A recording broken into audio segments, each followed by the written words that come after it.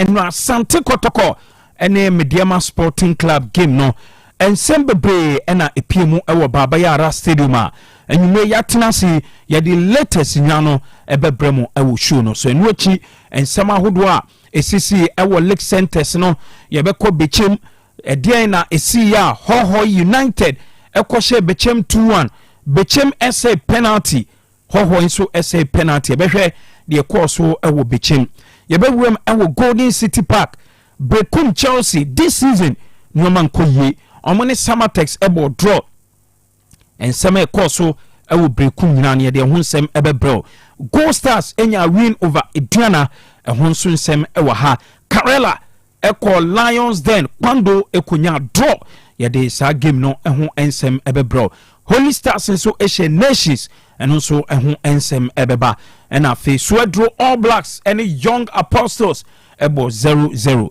ye behwe na fe nsem ahodo a ekwoso ewo Ghana Premier League centers ni nyina no ensema coaches no any players no de ekwoso supporters ne nsema omoka ewo league centers nyina no ya boabo no a enanwumre ye de ebremo ewo Royal Sports mo fa mo messages no emfamfa 0505225578 0505225578 mo fa messages no emfamfa ho ye be kinkan e de amam ye Facebook page ne so aye ready obetimi join here on Facebook do Facebook no search for Otec no OTE now the 102.9 at the account show no ebeba live Eugene Maradona epian ya 20 show no ebeba live ba na fe unso wotimi a share na wa comment na de wo se wo kan bia no onso ode eguo kama mrepom no ye be kinkan nyina ede amamunti kachonia say Royal Sports Mondays edition no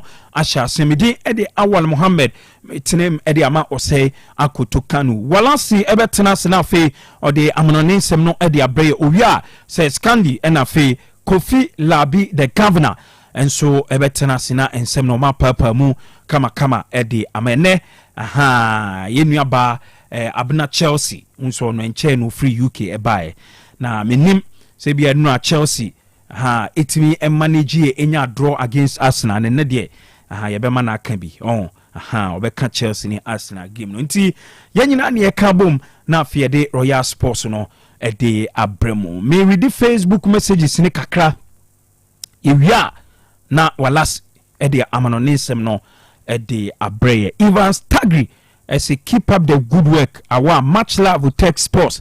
Ivandi from Etrimaboko. Kofi Ajmai Black Man as a good evening. Watching you inside Pig Farm in Accra. Justice Omanikwache and so say good evening, my boss. And the live emoji no the account. Pedro Madina. I'll say update from Chelsea and Kotoko Camp. The best sports show is loud and clear inside Indianapolis, Kumasi, Tano, so Kesben Junction. Is the main location from Pedro Madina Cruz. Emmanuel JC at the love emojis and Abba. And our Fienia Steve Asabe Clean, aka Starboy, aka Big Operations. Na yenina na wogana Hello FM. And big operations Johnny Jaya say wakwako PM ewo UK nti Steve Asabe Queen big operations me chow enumre wo hwe show no Benji Finsi say we are as watching live inside in Finsi say we are Sunyani Road. Congrats to us for winning against Vision FC. So upon the red card that Chelsea got, still Arsenal couldn't beat I'll say Arsenal couldn't beat Chelsea. Couldn't beat them. Chelsea also takes a lead. This shows that if not the card, Chelsea will win. Fala woto. Greetings to Honorable Wisdom Osebuam Okunkom MC Ekriman will be ja South. Okay, Benji, unim say in football there. Ebi wo wait me see. On team na ye be man red card no. Psychologically no hutimi ye den etimi ebo ni ye. Enti memfa meye excuse bia say Chelsea new bia na e ka say omu play nkotwa na ondi red card enti say odi red card a ye Arsenal for the enye asem among for Shadrack say blue is the color. Baba Romeo Baba Romeo me sure say we ye nua Baba Romeo o say Kremo Scandi greetings awa. Okay, Baba Romeo Diano. Philip Kwaku say my name is Kwaku Flake. Watching you live from Swami Magazine. Real Madrid should stop playing draws. Okay. So I say Madrid enjoy draws body and here won't cover pant on. Sa ena etie Philip Kwaku a message eno nti wala siba na ode abanoni nsem no atoa so ede amaye owia na fe yatena se na nsem ahodo ayede ebegu onu ya papa mu kama ede ama Benji mfensi se wu ase de o se oneme enya adwen o se I don't agree with you man you maka red card bi wo ho a etimi ejinja team no kra emani timi boni yi oyibobo atene di free neighbor watching live Kotoko will fight until the league is over. No Ben, no Kev. Fablo still greatest. Uibubuwa team Hini. Abdul Malik Esi blue is the color. Football is the game. You yate. Why? Imano Jesisi Adonai. 1. Otec the 1. And the fire emojis by 10. Edi baye. And odi ibuakwa edi account. Kwekua desi watching the show live from Asante Mampon Benin or say Manchester United. Yo, Man U enye bia she until ube team say Manchester United yate. Why? No dear. Man U etimi etini omananu from 1 goal down and omo a fight here. Etimi ebenya win Manchester United o ma yade pa ye. Okay, yam for messages no emfa esi ane enkomra ekoba na afi ye de akam bia no ede abramunti ede amano ne nsem no na etoa so ede amamu Otec 102.9 FM Royal Sports na wasugusu a wuti.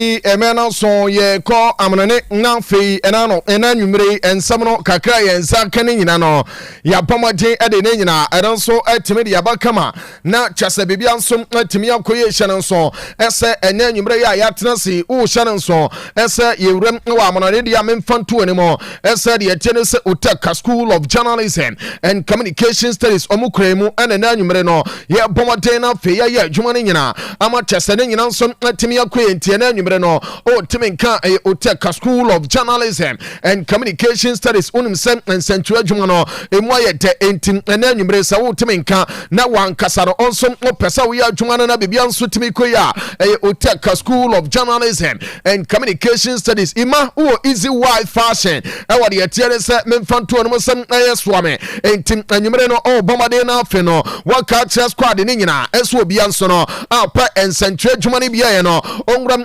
Otec School of Journalism and Communication Studies na afeni nyina so no eno so ntimi nkoye kama memfanto animo se wankasa no okuta wase anase SSC certificate no o qualify obetimi abasa so no ena memfanto animo sem A level liver me ba cho obetimi abasco ni be chane so ese monso a moye mature students a mo bro 25 years kuma animo no Otec School of Journalism and Communication Studies no arabedi to yasem obeba na afeni yetimi admeto na niema ne nyina nso atimi akwe men confirm ese wo de watcho exam tifie twon resource no ene ye fe na waiting resource no me ba cho obeba na afeni yetimi admeto na mom no ye wie na afi resource ne ba na wo de copy de aba na afeni ya file na kama ama chese ne nyina nso atimi akwe ntianyumre o timi nka Otec School of Journalism and Communication Studies no ana bidi tuja sabra na fe yanyu ntum na yenkyere wade emra ma yen century mapa ema chese ne nyina nso ntimi nkoye kama entini nyina no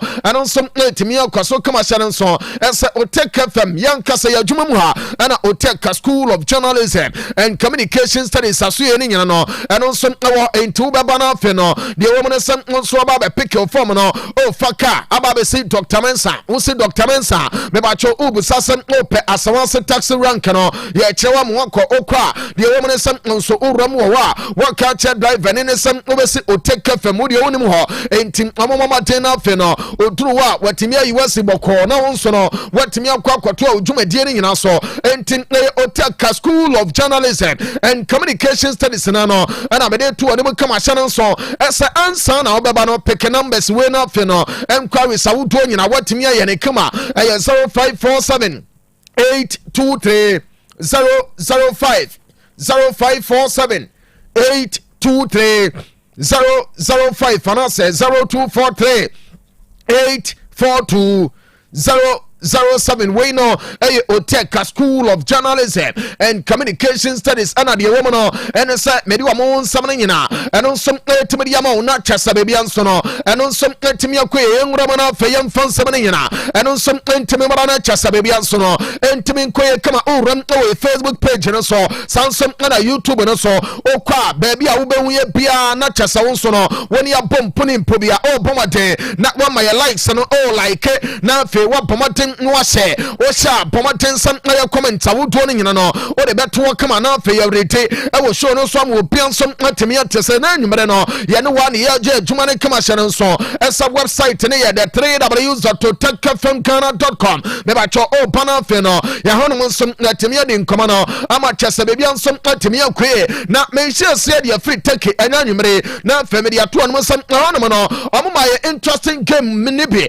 anasam games ne mi no na mumpa American wasam no eye fana party ana amutena fie na wode yetie ne se aye sokro sara kogro stadium ama amone club banedin na Galatasaray Sport Club ade bom game na banawie ye na mame confirm some player na te ade John Dura wono enya goal ade ma fana bunch bobo kono wa bra na chasa Leroy Sane enya first goal ne dada ade ma Galabo kono me ba cho Leroy Aziz Sane e pomotin enya ne goal no 27 minutes me ba cho ye tie ne some Galatasaray lead no e wa we ne nyina fana bunch bobo kono en some bounce back wa bra na chasa 90 minutes ne nyina so ama yedim ye tenesem additional minutes and on some 7 minutes out to so no me fanto no sem sa game no no ana sa time no no ana run it and John Duran and some bomb take no and I 90 plus 5 ana boy no and some take kan nyina and ma club panitim ade de tenesem for na bunch and tin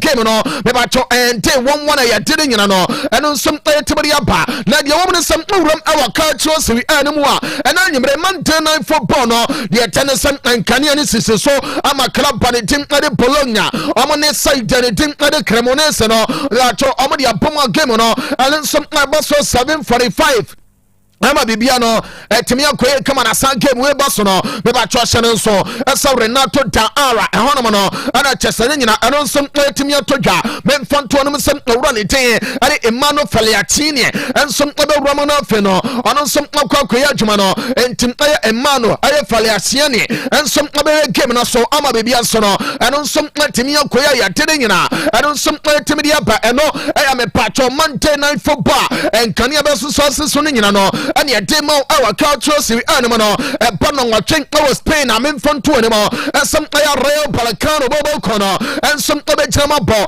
and your tia Valentia game on a personal na chesa no some ocean so as adia ni nkania na se and a chesa no more bono men front to anymore and some run our campus the football the Balakasa I want to sa game e toja na run it team adi avie a Balora and some chinamana feno I don't some say a center referee ama chesa bebian some atemi akoya ya tene nyana no eno some atemi aba enti wei aye Manchester me patcho Monday enkania na asena so so ama ne nyina no eno so ebetimi atwago ama de ebekona wie ya no ekona wie ya tata eno aye kakra na anyimere eba ane de latest ne updates awuto ne nyina no eno so etimi ato anim ewo so no so no na yemkoso na afe na ensem awuto na anyimere apa no yemomate na afe yemfa ne nyina eno so entimi mra eno ntigina so na join the Facebook no oba Otec 102.9Fm Otec 102.9Fm YouTube no Otec Sports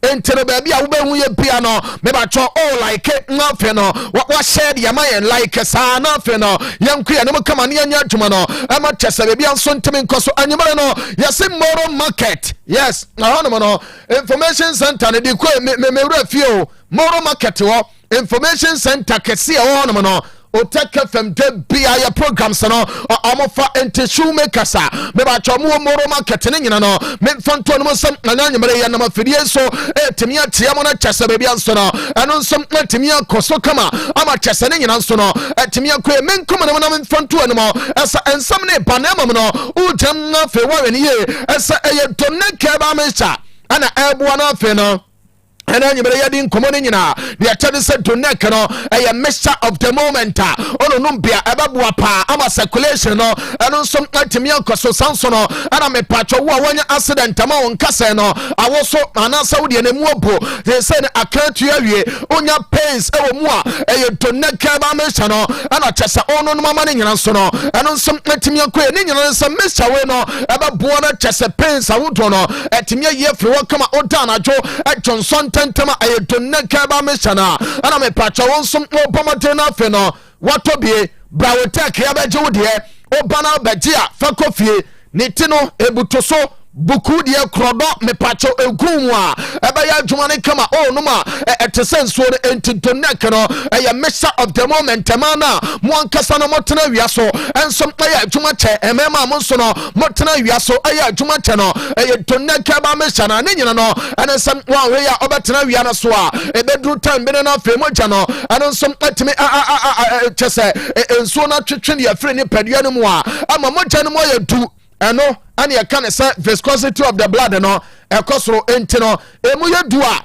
ene sade ne nam sade ne ne kaboma obon say ayesa waka kokona emu pipa wo wiegu ho ese ensane a sa speed ne enya ne sa emu jane de esa bomade na fe no etimi circulate wa system ne mu ye entinum to ne kribe ebe dilute blood ne na fe abene fat ne nyina wa bre no som ebe bo ma chese wofo no aye kapu ebe twene kama na fe system na nkasa no eno som atimi agira ne na so ama bibia nsom atimi akwe oba wo gire jawo ensom abo adwuma che me ba cho emema na mo kro from fried rice no mo de atrene dane no afe no mo so mo sagu plate ne mo kama ne nyina eye janwo dwuma eye tonne keba me chana ana chef k mo no na afe no eno nso matimi abo ma bebia nso no etimi akoye kama sanso no ana adwumadenfo ne nyina mazi no eye masadwobo mo ane bra kofi ana fe chairman kwa Sun Stone for no mononom to net kaba me chere be me ebe boa ma chese amwode na de atia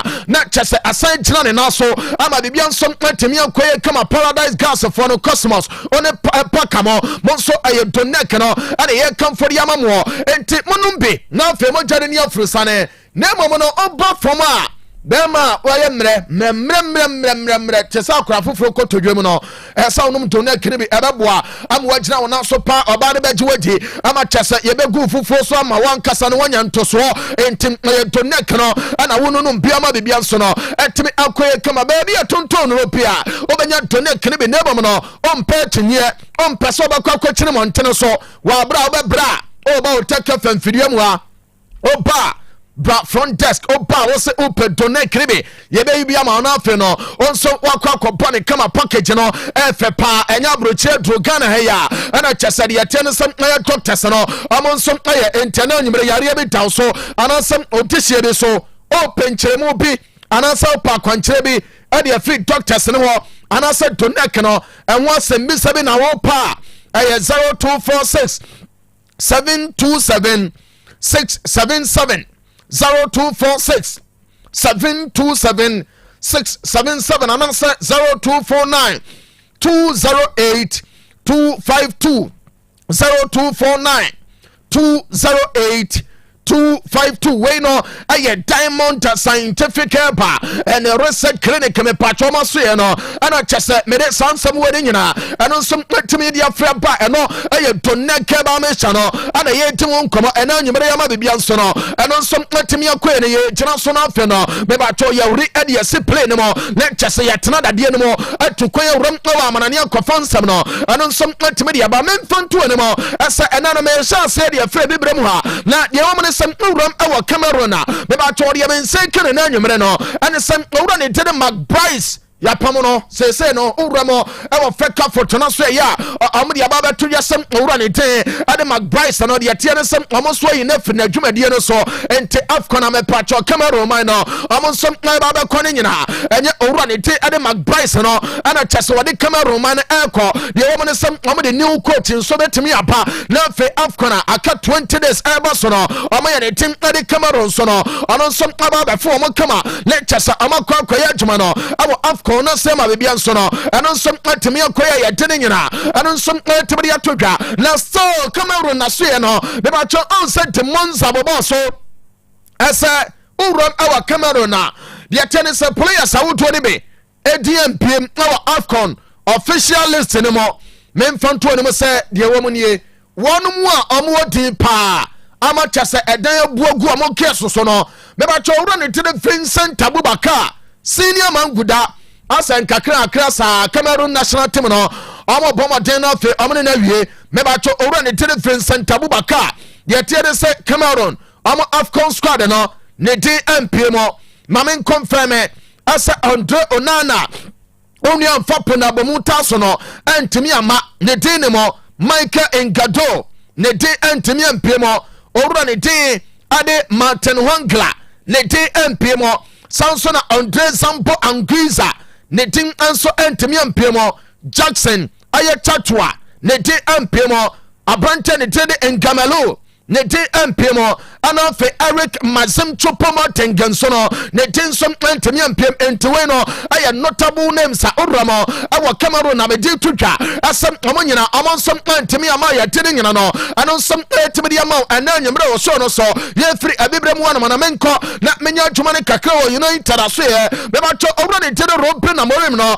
papa na ni abrepa asem Manchester bobo kono be ba cho anonsom ebetimi asihye niema ama chese bebia nsom atimi akoso na edanyo be latest report amenseka anesem owura ne tede amorim no ose oni United mpanifo no de amenseka ne se amoram awo Madrid na Madrid no omo se Madrid wo player baako a boy no obone ho modern pa na ebo no ase otwenu nkunu bi woni mo cheso Jabi Alonso won sensem auto ensom ade se na kuma mo ano aye Uruguay international boya na team ade Federico Santiago Valverde ana nyumre dia mensaka and se Manchester bobo kono prepare offer abaya in the region of 80 million euros ade akwa Madrid sama no mo as a midfield away anya midfield nkwan wotimi boy ne timi ball right back otimi ball as ye ka bia no nsom aye strikers na chi otimi ba be gina central defense ball be no over ne tede Valverde men fonto no sam ode ni gina ono nsom abetimi apia ade ama o kama ama chese ne nyina nsom atimi akoso enti de men se kana na nyumre no ana sam aye United bobo kono be ba cho over ne tede Valverde no let chese sama no around 80 million euros so am de be wura mo akwa some point no amon sanso no ebetimi kana ya tede nyina ana nsom atimi atodwa na me pacho over ne tede Isago Silva aye Thiago Silva ba kwabena waba church this for mame image no akoda no waba church jesim no fato so kwabena fato so mame anna daso no Thiago Silva ba na de men say kana na den sa akoda no on signing the first professional contract ade ama Charles Bobo kono ese no kuranie ne papa ba be adwuma amfo na kire ne ntoaso entim ono ankasa no ensom etimi awese adwuma ne papa ba ye no bia da chempia ono owura ne tim ade de ete ne sem Isago Silva ono som abebo manten no fe no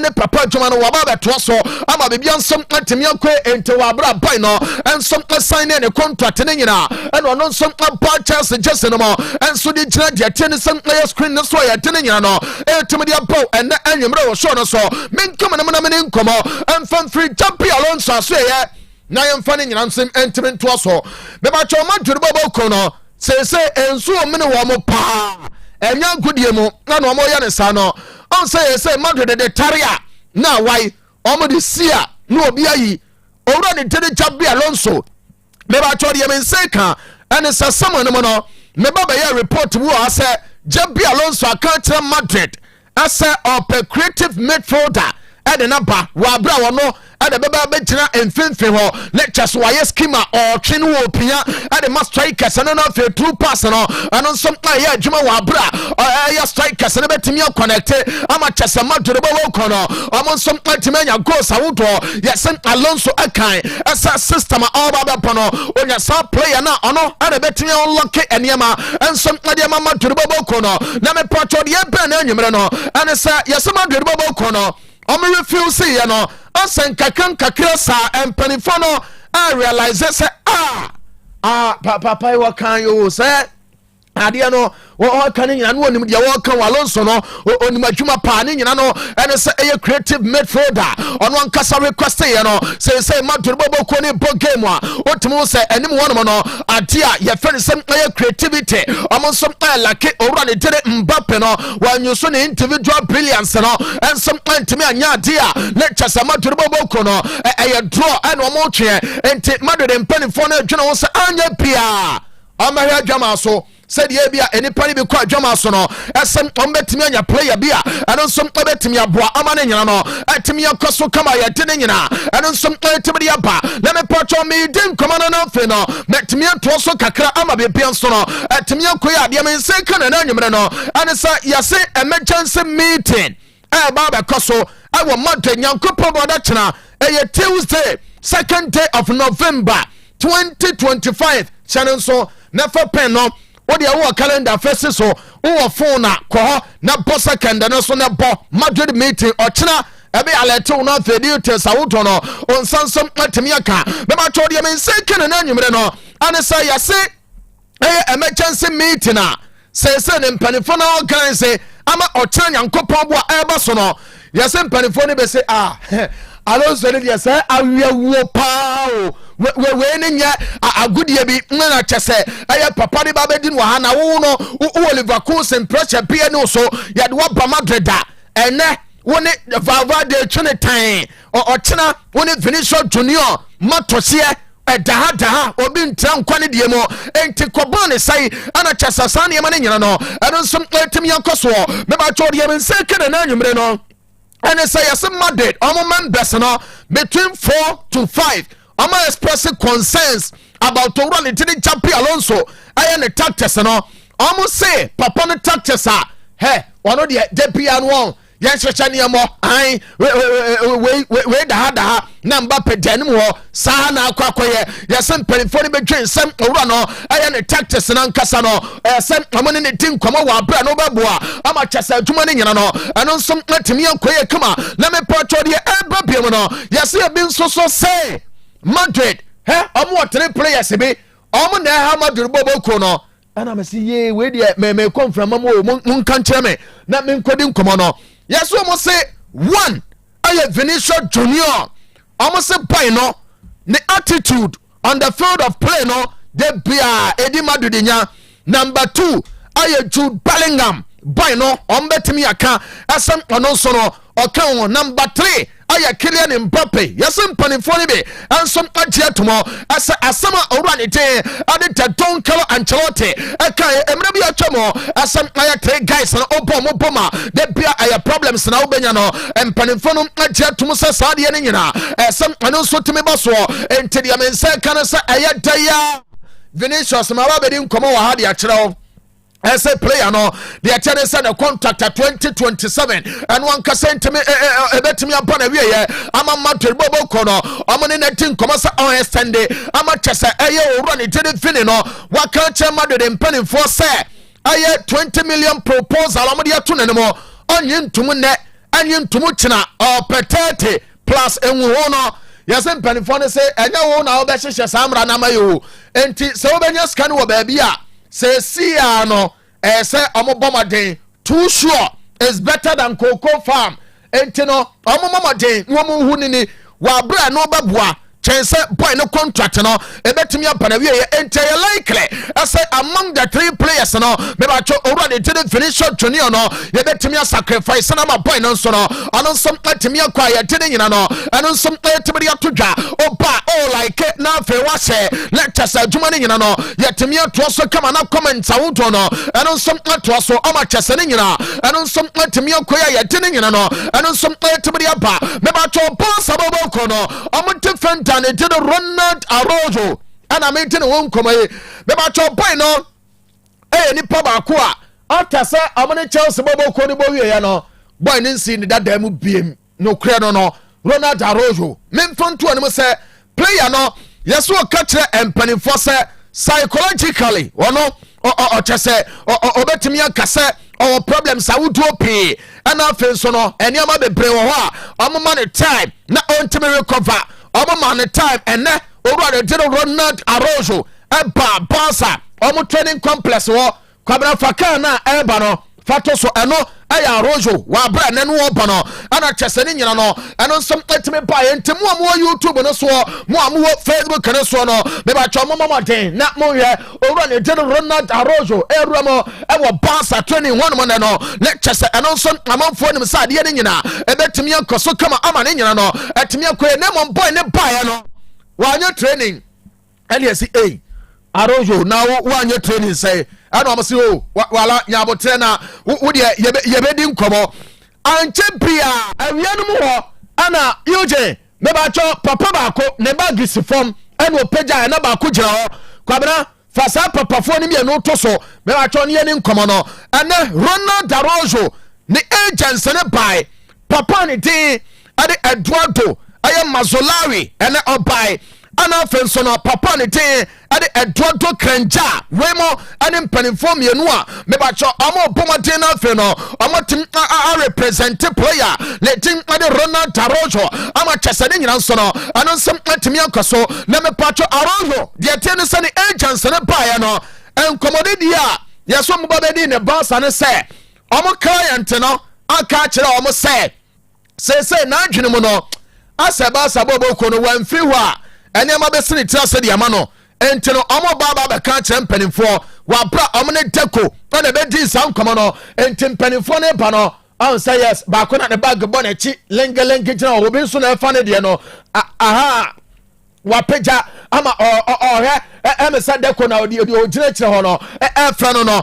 enti owura ne din ade de yɛtie ne sɛ memfa ntoɔ no mɔ ɛsɛ Mazolawi ɔno ankasa no ɛne gyina hɔ no ana afei so papa ne tie de krɛnkya nso ka ne ho enti ɛne de no ɔmawura mɔ ɛne pansa bɔbɔko no bɛti nkɔmmɔ ɛka kyerɛ ɔmɔ sɛm ɛyɛ Ronald Darojo ɛnso aka kyerɛ mo pɛi asɛ seesei no asɛ baasa tim no ɔno nko a ɛna akɔkɔyɛ nipa asɛm si a arɔhwɛ na yɛmfa nhyɛ no ɔno na n'anim ɔhareɛ enti nsuo kyɛ toa mu a ɛyi hwɛ ɔmo deɛ ɔmo nya ne kwan na afei papa no nso ntimi nkɔmmɔdidiɛ no akɔ so ama ne nyina nso no ɛno nso ɛtumi akɔ yɛ yɛde ne nyina ɛno nso ɛtumi de ato dwa yɛse bɔl sabɔbɔkɔ no wɔabrɛ saa request no ɛnso ɛkɔɔyɛ ne nyina no mebakyɛ memfa ntoɔ no mu sɛ ɛnneɛma no bɛpii na no ɛyɛ owura ne tede deko aka kyerɛ ɔmo sɛ ɛsɛ ɔmo ne bɔɔdo no hyia na afei ɔpresente ɛyɛ proposal a mebakyɛ Arojo ne agents ne de baeɛ no ɛde mu ɔmoma biribia nso atumi kɔe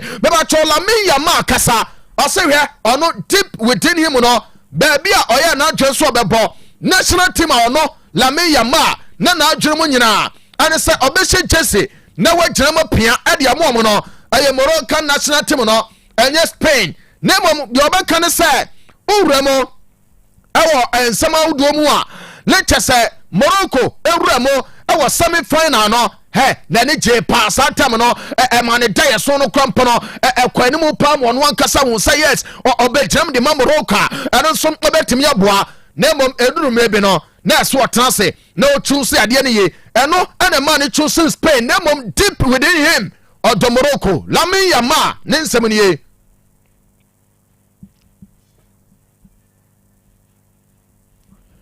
kwabena brabɛyɛ na anasɛ lecture mɛyɛ no mpia ma mɛyɛ sɛ Demopnza mede saa nkɔmmɔ no nyinaa ama kyɛ sɛ boy no ɔkyerɛkyerɛ mu a ne nsɛm a ɔka no ɛne sɛm ɔno Moroccan national team no ɛyɛ adeɛ baako a ne kyɛ sɛ ne nyinaa ɛno nso ɛtumi akɔ yɛ yɛde ne nyina no ɛno nso ɛtumi de ato da join ne Facebook no ɛyɛ Otec 102.9Fm Otec 102.9Fm YouTube no ɛyɛ Otec Sports baabi a wohu yɛ bia like na hyɛ Lamine Yamal kasa sese Morocco and was say nakuma o nemo no o body ama Spain. Claro, porque sí estaba en mi cabeza, oye, puedo jugar con Marruecos. Justo Marruecos fue que llegó a las semifinales del Mundial, pero en el momento de la verdad nunca tuve la duda de verdad. Al final, con todo mi cariño y respeto que tenga Marruecos, yo siempre he querido jugar una Eurocopa, siempre he querido jugar ante el internacional y al final jugando en el Barça yo quería estar cerca de poder ganar una Eurocopa, que gracias a Dios ya lo he hecho, y jugar un Mundial con...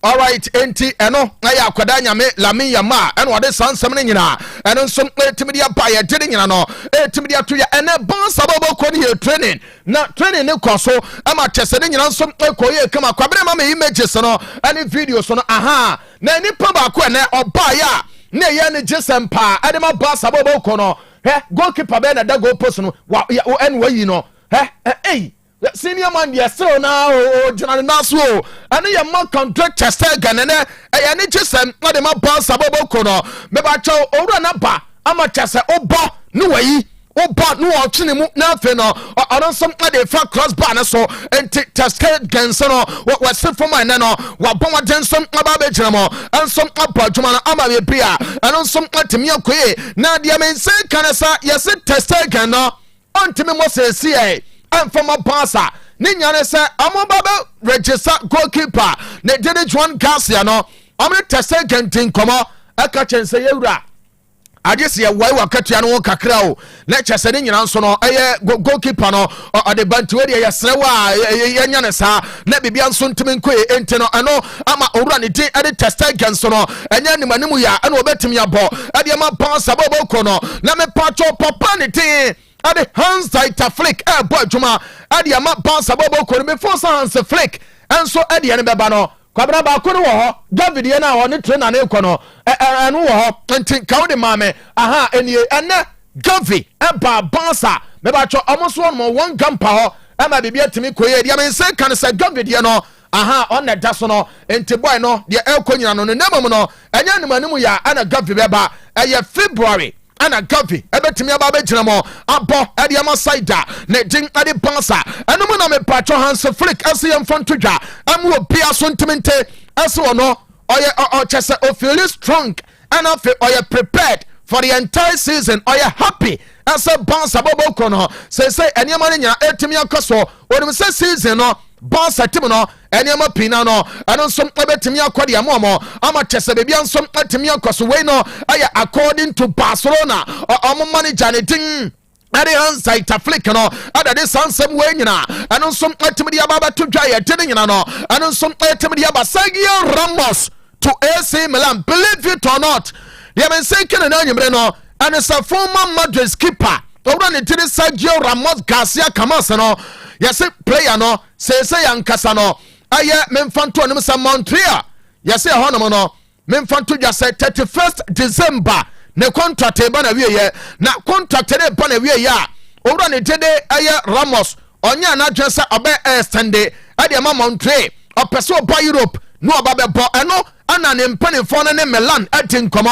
ama chasa dia menseka ene sem owura ne tiri Ramos sonsono ebetimi apiem awode ye tede so San Siro abepia ade ama Milan bobo kono eno aye kakra na nyimre etodwa ade atini nyina eno som etimri abane ye to so no fe no ensenkan ne atin komo ade free side ne tin ade gajola na so ye no aye Manchester City ho be ba cho omni Fulham aba be bo gajola kasa o se no Ukraine ne player ne din ade Rodri na chese ba panamon for we animo esa eye Rodri no enkanimanimu ya obeba no oba be adwuma ade ama Barca bobo kono nemum o confirm ade a Chelsea esa Rodri enya de se obeba animanimu ya montwen omon kasa game omo bebo no omobi gajola ena edin komo no. The game against Leeds on Saturday, yeah. Your team this time a year ago, would you have won that game? I don't know. I don't know. I'm not able to know what happened or what will happen. I don't know, to be honest. But have you seen a big difference in the mentality of the team since then? Because we won? Yes, to where you are now compared to this time last season. It depends on field, put the ball in the net. I don't know if that defines the mentality of one team or no mentality of one win. I don't believe in these kind of things. Okay. Just on Gianluigi, there's been a lot of talk about the incident on Saturday. He picked up a 4th yellow card.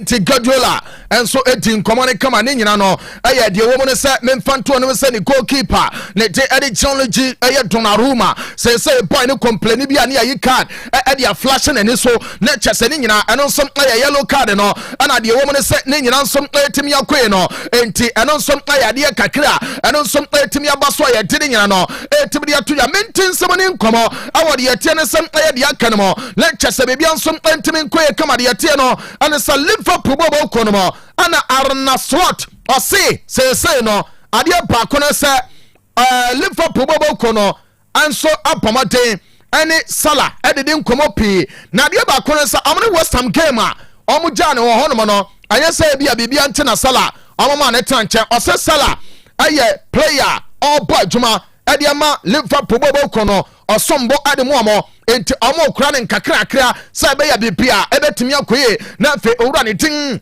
ade Salah no so no ade ama timi akoye Arna Slot ade edin komoyi. It's every time when we play a game, when I don't play Florian Wirtz, when I don't play Alexander Isak, when I don't play Koitike, when I don't play Mo Salah, it's about that, which is normal because they're all outstanding players, and Mo has had an unbelievable career here at this club and will have a very good future at this club because he's such a special player. 4 games in 10 days with only 14 to 15 outfield players available for us. Then you have to decide once in a while to make a certain lineup, and you try to pick the best lineup for every single game. But like I said, he's been so important for this club and will be important for this club in the future.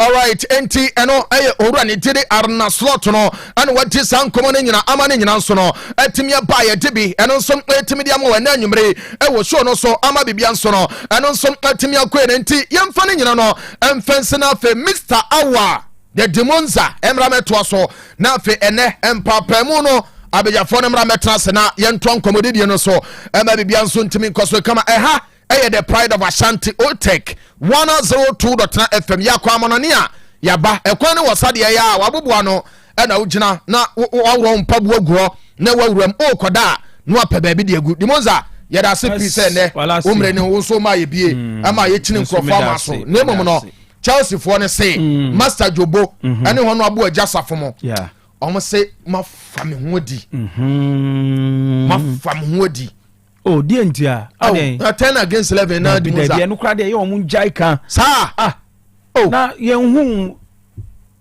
situations be bra ya ma team even 9 against 11 kra ye she Kim Faisal ye was ye ne has oh ye ne has unte sa story no oh but ye ne has Kumasi ye 9 against 11 ashe has no kwasem enti red card ndi omunyai ka red card wo mkwa wuti na football ni mra wo enti uko tie obi na so a ya ma red card ti mo fa mo ni David and Chelsea for na neka David bridge no so no ko mu David ko mu mo half for na guma ma na mi wura ha de ade akofila bi di share me no say red card na de no ti Chelsea for no ti ye nche o munyina na o mase na Man U for no so se o munya vava da team na yeye am so o munya na o ayeye na Madrid she ho mo she ho ni mo so mo ya sebo adane mo tia light no we so andadum so andadum ya kwa so de na mi se La Liga no mo be je no oh Debbie Madrid say starting nyina Demopnza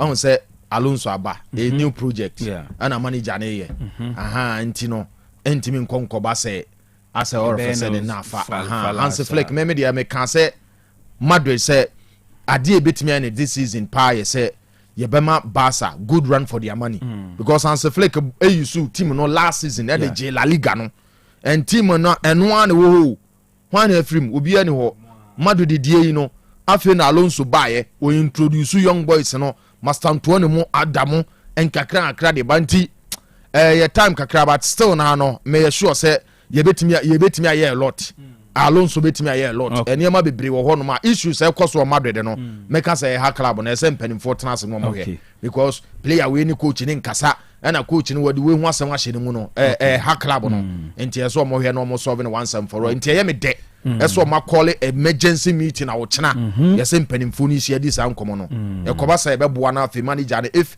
ensenkan bi na eso mo ne ka na say bi a players ni bi na manager no project or dey ba no mpe ana say no nwa mo a mpanim fo ni gitum say okay Alonso ya maun e bi a adwuma ne say ye ya maun free hand to operate enti omo nto wase no kan ye nton wo mo a I believe say no be boa my problems no atimi aba from Demopnza me da say wala si me da say wa ye adwuma ni nyina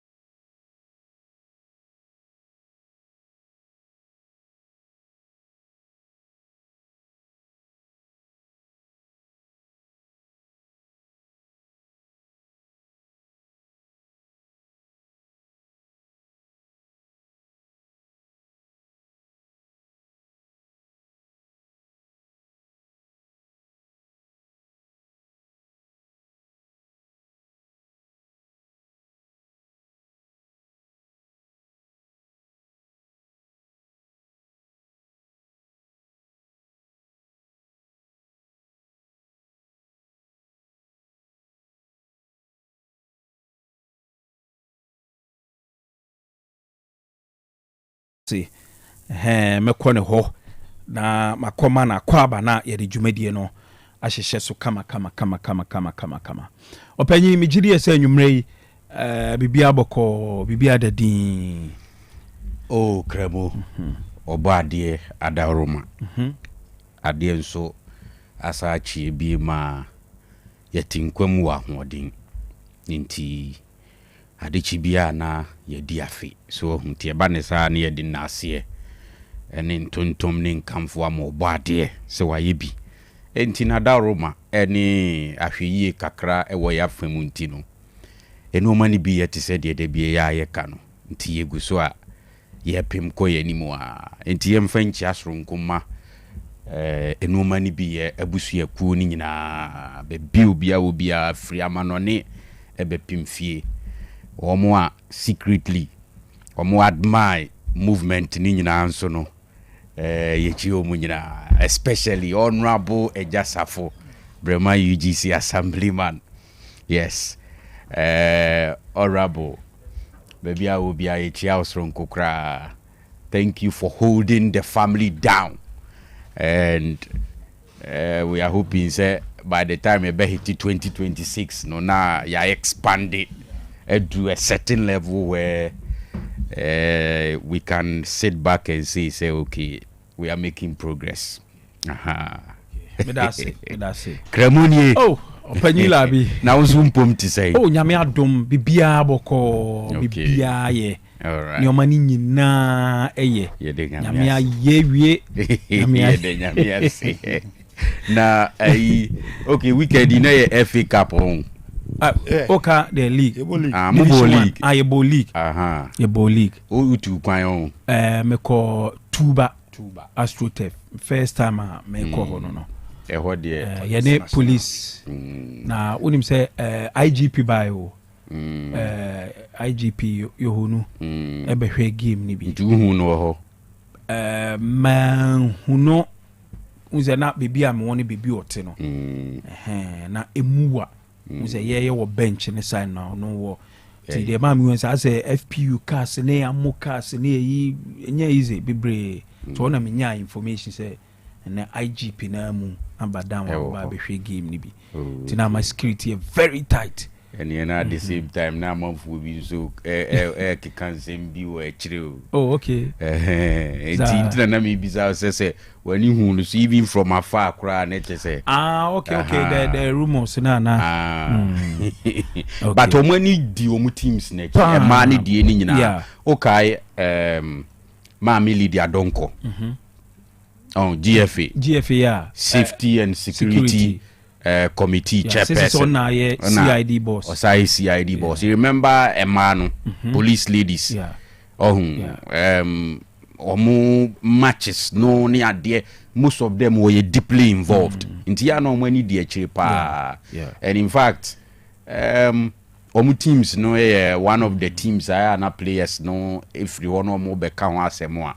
Na emu akono. Which me say problems be a wo baby no omo ho de ya na no many p ensheda nye problems enti omo nkoso support na ye nya sa push no so na we say we prisons team nenso Ghana prisons penyi Mrs. Patience but football on also follow team ne pa and say Chief Justice wife Chief Justice wife on also follow team ne pa mu follow pa seriously na so unim Sasu Dankwa the high priest no easy no I say we free industry ni mo say so otie show no otie show no and also wala so time so na o say e was safe o pese omo forme nyoma ni biye e wo nyina hini ho na bia ono ye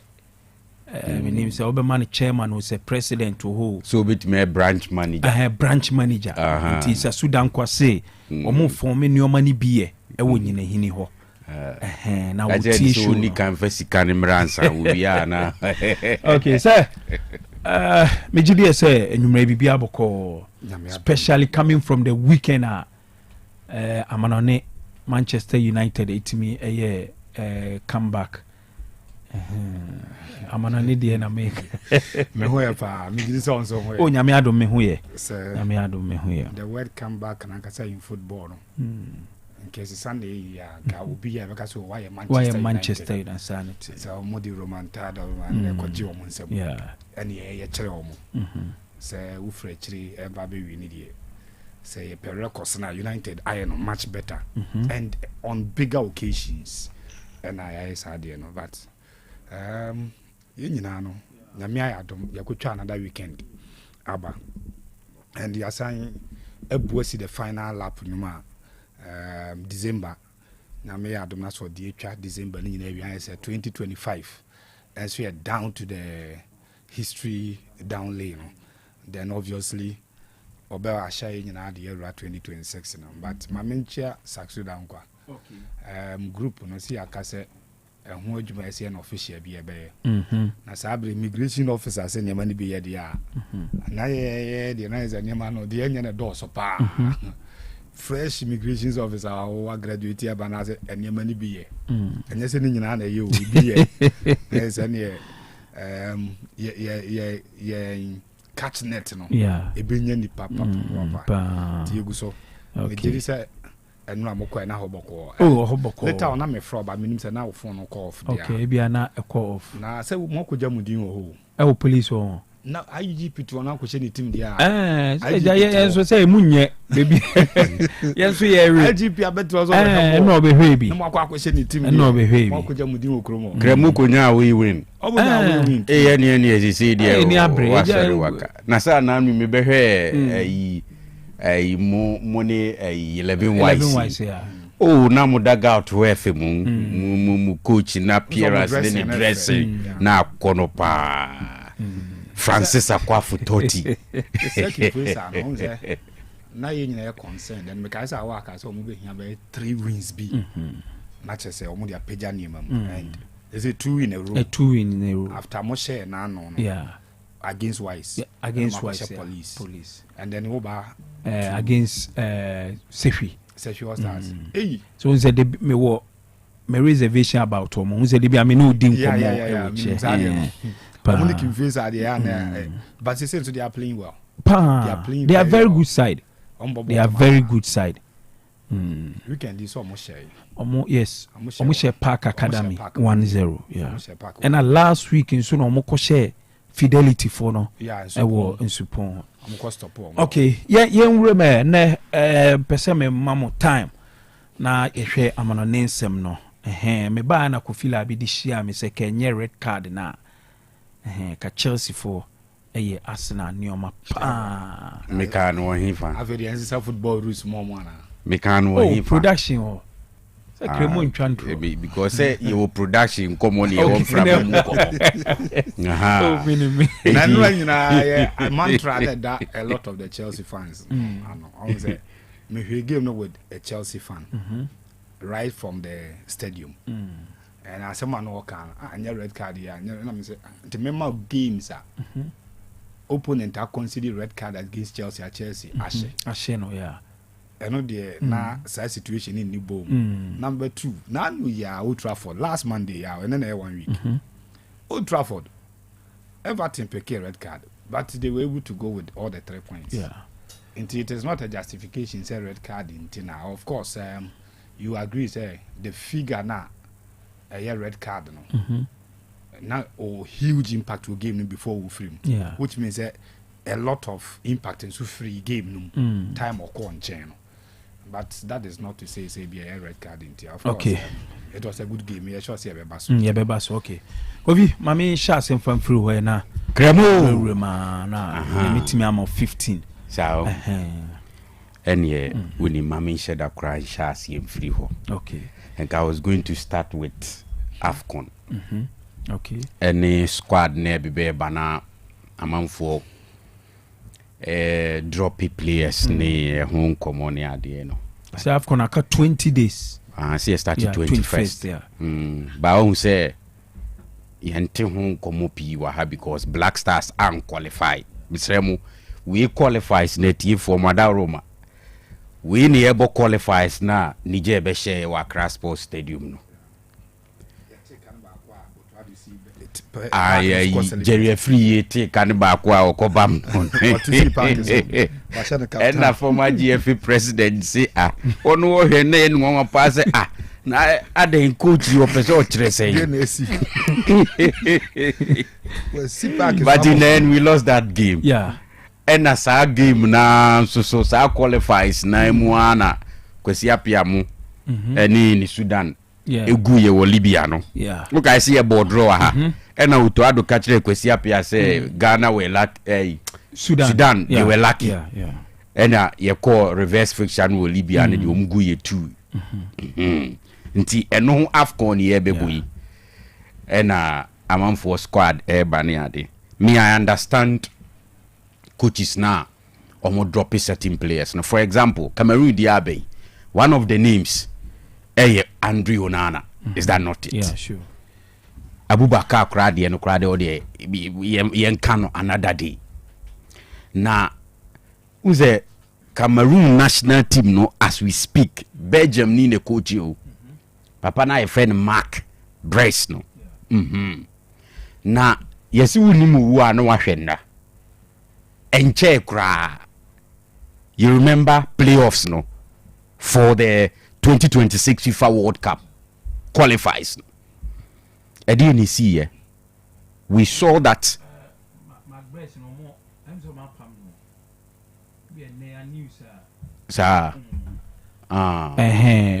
Bryce David Pagu I take you over. Okay. Yes. And it happened so David Pagu ne name squad no. Okay. And now ono take you over. And David Abbey. Opeso something new me boy. But I was even citing the game Omni DR Congo boy. Do you remember that game? Cameroon for P believe it's a players na attitude na terrible. That game Onana was the goalkeeper. Yeah. And we say in recent times 3 games are Cameroon abo in competitive games. You know, Onana na keep post no. And they've lost I think 2 out of the 3 games on Mabono Nansei, including playoff normally DR Congo a boy no. Inti Eshiwomu pa. So as I say, Eshiwomu pa and Cameroon phony P. I believe say Omudiane and yese bia players name wo and I say coaches name shada nyade and amomu performance no enko to that level no mo hwehwe nemom largely because players need be attitude poor terrible. Okay, say nan saying one of those games eto kushia players no and who before no odini omo kasa enti clearly say what is say omo yes squad for the next AFCON na such players need be omaba under serious criticism when it comes to omo attitude our national team colors ni munoa. I think you can understand. Oh, but say we a coach na u take such a decision in the end no the bema obeye vindicated your performance after you have taken such decision no. Intiana ayeken Cameroon goes to the next Cup of Nations no muko winia and muko final 4 or let's say final or Lucia. Oh yeah sure say amam for be kai Onana and amam for be kwa kofa Onana nkomonaba especially Cameroon for na ankasa. Enti sometimes coaches take decisions we say especially when it has to do with players or ni fine former you allow it no ahwedi besi make I say before the last Cup of Nations Cote d'Ivoire Hugo Bruce only ne squad for the AFCON I would decide say or the Sundowns for the more enebeko no na amanfo pi ne nyadwen in South Africa. But at that time, the justification was that or a certain level of understanding among the players. And he believed that okay, Sundowns more than more any players no more born any idea na. A lot of them the opportunity to play. Obenya that kind of understanding. And eventually when they came to the AFCON, more performance no was impressive. And the same thing applies to DR Congo. Say people are talking about one Yohan Wissa. And we all know say Wissa, right? Or transited from is it Brentford to Newcastle, right? And yes, smooth. Oh, and yet sa period now those days at Brentford no ne mbo performing at that level. Edu baby craft fitness issues esan subem And even in that crucial game, DR Congo, a boy against Cameroon, and then eventually the one they played against Nigeria, they did so without the player in question. And for me, Yema coaches know the benefit of the doubt, because these are guys, it's not like they are really on top of their world when it comes to the game as we speak. And for Obikra to say Onana Mpodio, I think that a fine opportunity for him to focus on Trabzonspor Sisia, because Obolon say ombepe say ombeye ni stay ni permanent, I be depending on the performance. Enti AFCON ya na bro free Europeans omunsu say omu players by affect you omin. Say nye Trabzonspor for ebe okay with the decision, because they will have their goalkeeper during the AFCON period.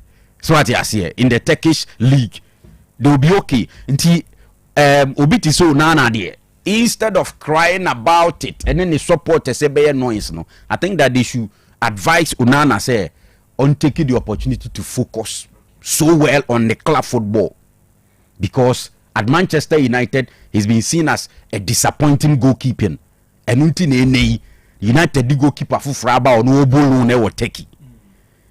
And for national team football ni there, Demopnza, once for club football career and you know, hey, you will always come back unless only coach ni wo grudge be a borders on disciplinary matters. So na money Abubakar money all those guys even song time na enasa confusion is starting in discipline there on say no be sad ya.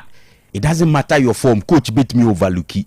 But I think that the SCA on focusing on club football ni coach ni decision whether it will pay off and I say a bear something else. Say I pay offer.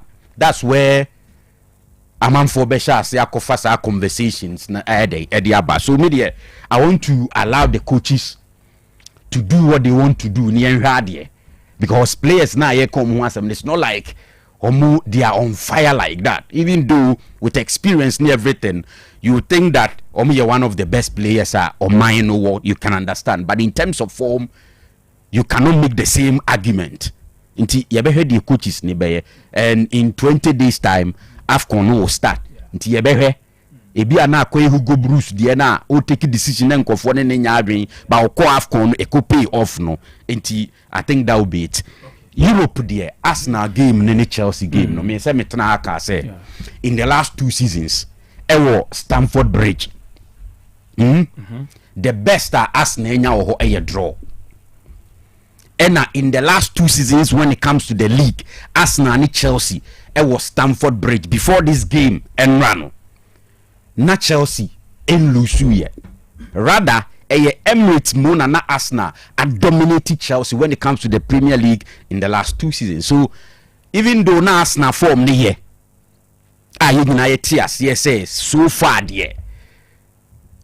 Teams ni nyina you put Arsenal up there, say as we kakra a chain others. No, you can understand. But I knew that with that thing about Chelsea, say in big games, especially under Maresca, how to go about it. No, I knew that a bit difficult for us now to pick the 3 maximum points ever Stamford Bridge. When it comes to red card, the last 70 idea, it will be a fanatism 70 at the BEM. You can understand because Chelsea go no crab by after the red card. So what I see you, as much as I agree, say.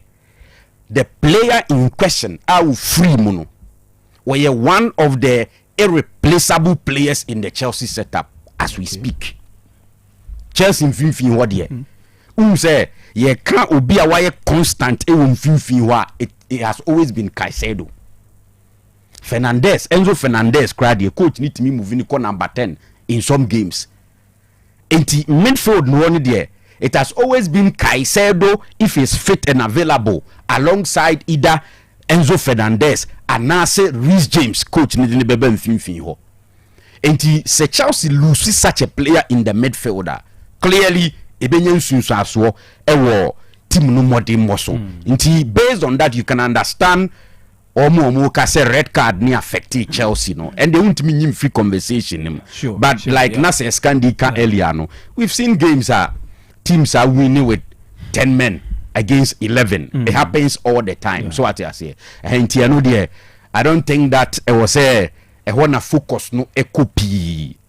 Even though Yajitum say Caicedo is one of the key players for Chelsea. In fact, see a case 2 players be with Chelsea team nima omoye irreplaceable Caicedo. Okay. Inti so free wa obviously it will affect Chelsea. So what I say. But after the red card news na Chelsea nya go no.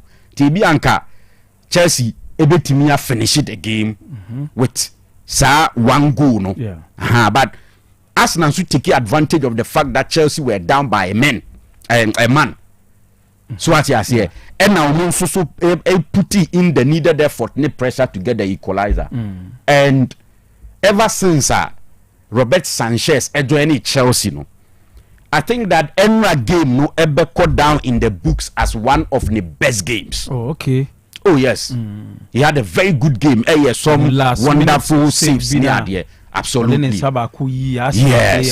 Yes. What I say. So it tells you, say, after the red card, even when Chelsea took the lead, Arsenal were still fighting and they were really pushing for the win. And you know, I think that based on how a game no call any there draw no media me say a true reflection of what happened yesterday in the game. If Arsenal will not be happy because they were looking at adding up. When you're okay. Oh, there is a down petre. Say situation ni me day na unya wana. Or so yeah okay. Situation ni mu ko ye say. Say bia na wo ka se Kenya. Oh, they say ubi bia okay. Your man na ye. And you know, I think that any kwase game ni nkomo ye pi. Okay.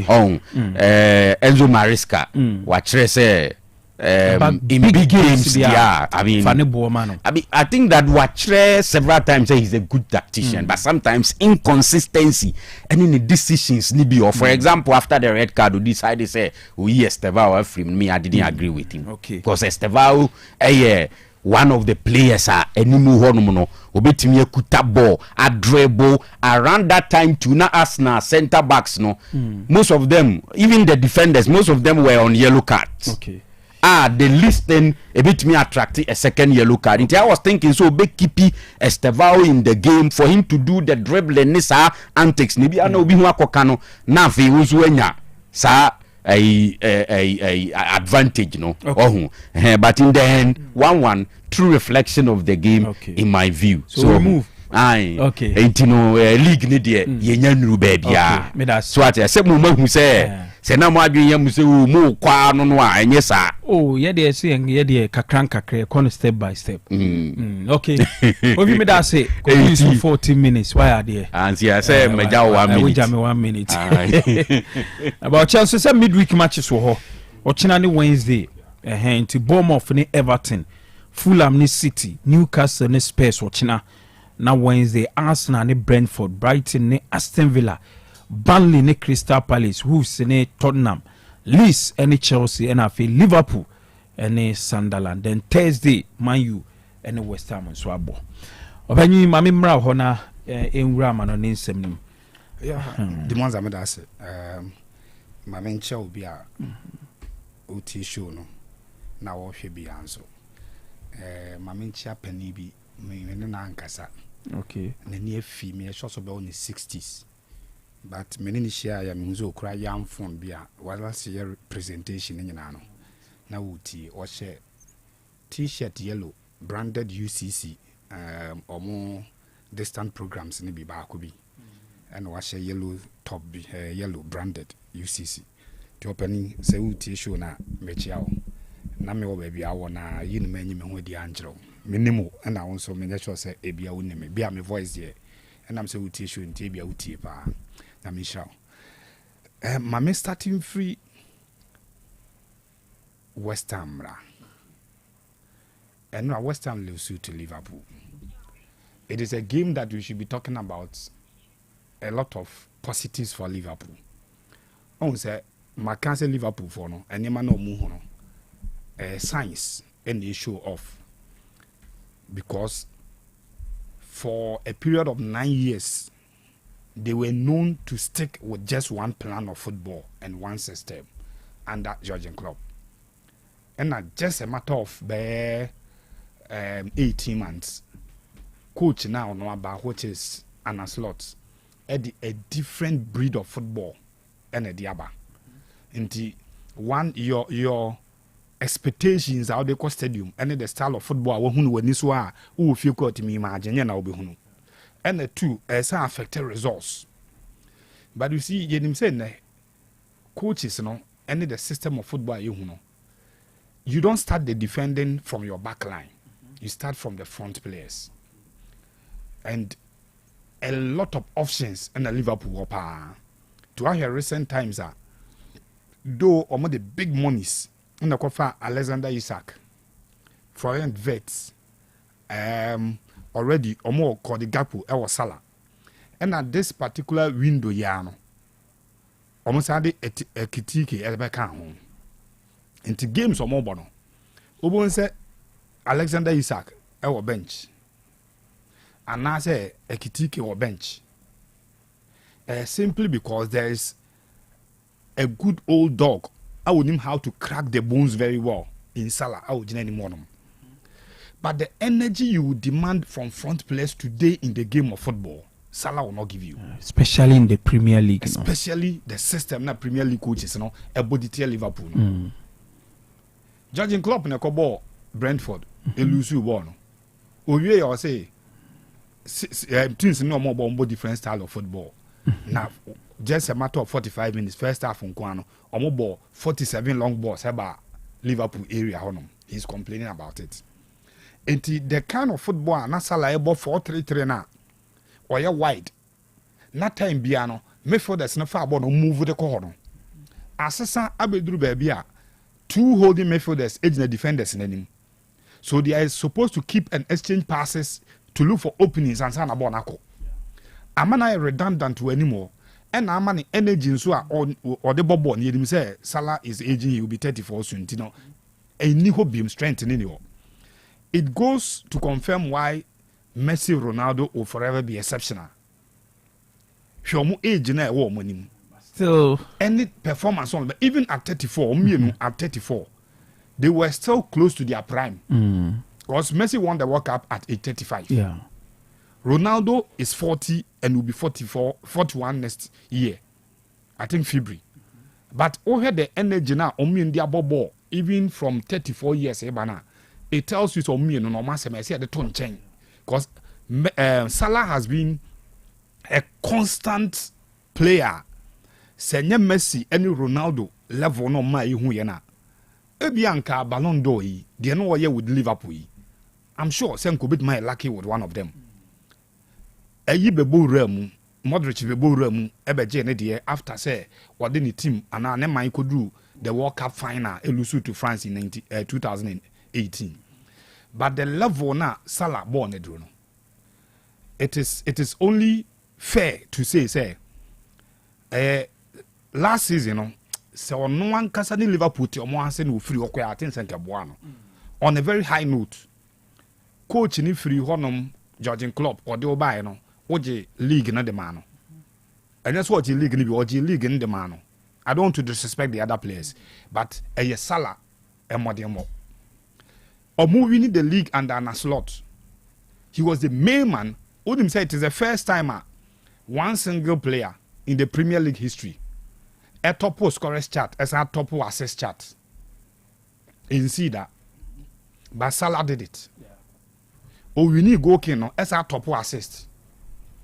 It at the end of the year we no senko free one could flow on a very high note, and I'm sure say can Liverpool was your mukomi. Can we blame it on Salah? Say Salah had something special every team num continent or mutim na kwesa.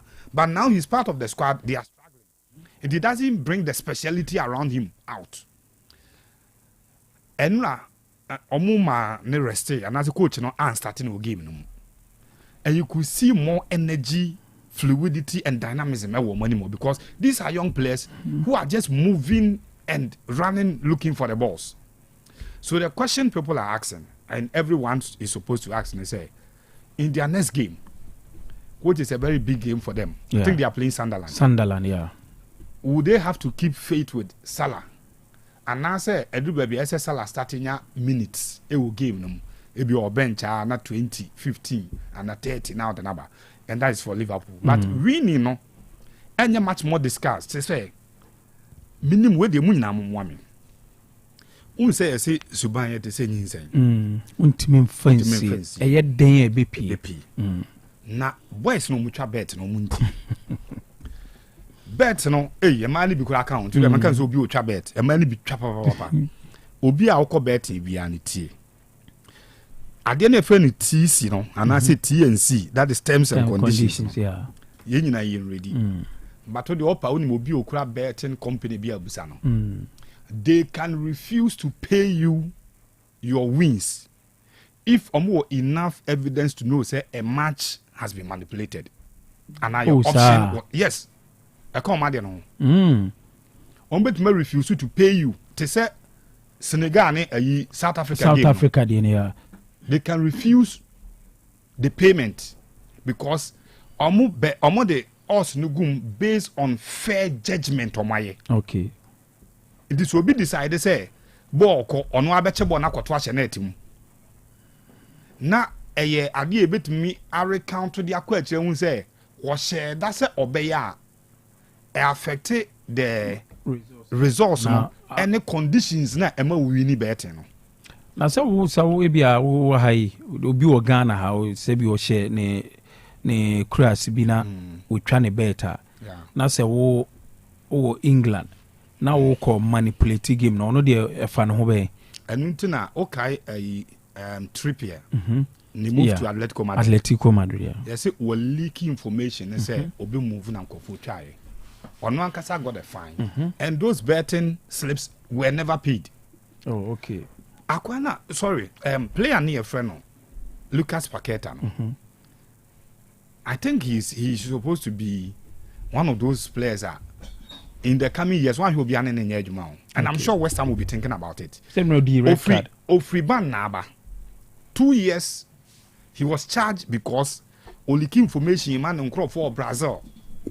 And Momucha bet in the family of Momucha bet. Tibet we owns a red card. Red card no unprovoked. We see it. No be a red card. It also another slips are a winning system no. Betting cap a bit matrix winners na hade. Near started connections between what we win and any actors on the pitch no. And especially the player involved. Obaka kwa GFA for the yomoya about Ashanti Gold. Dr. Kwaku and internalize there no. Almost say one of the things I'm finding out and say there were some numbers here. Not in some betting platforms, a winning better would me trace it to some officials of Ashanti Gold. The then Ashanti Gold would me trace it to some of the officials. Omo winning bet was systems. Enra Paqueta. There was a situation where Kekes eto from referee will play on, but later no stop or born. And were complaining bitterly to the referee man yellow card. Or man yellow card we no. He started complaining to the extent say Brazilian players no titru Alisson Becker every ni po mu aba ho abetwene say onyai de oye no na the man yesterday say referee no fa ha no otu mirika ko no ho Virgil van Dijk ni other players no Gerald Bowen mu nyina no patane say onyai de na oye no oso onyai na duru ba bia players na be do so ne kasa na oye te se wate ase omo da omo ho bia ko ni position na osa rush referee no and in fact he was looking for the second yellow card. Referee na bronze or tries to avoid no.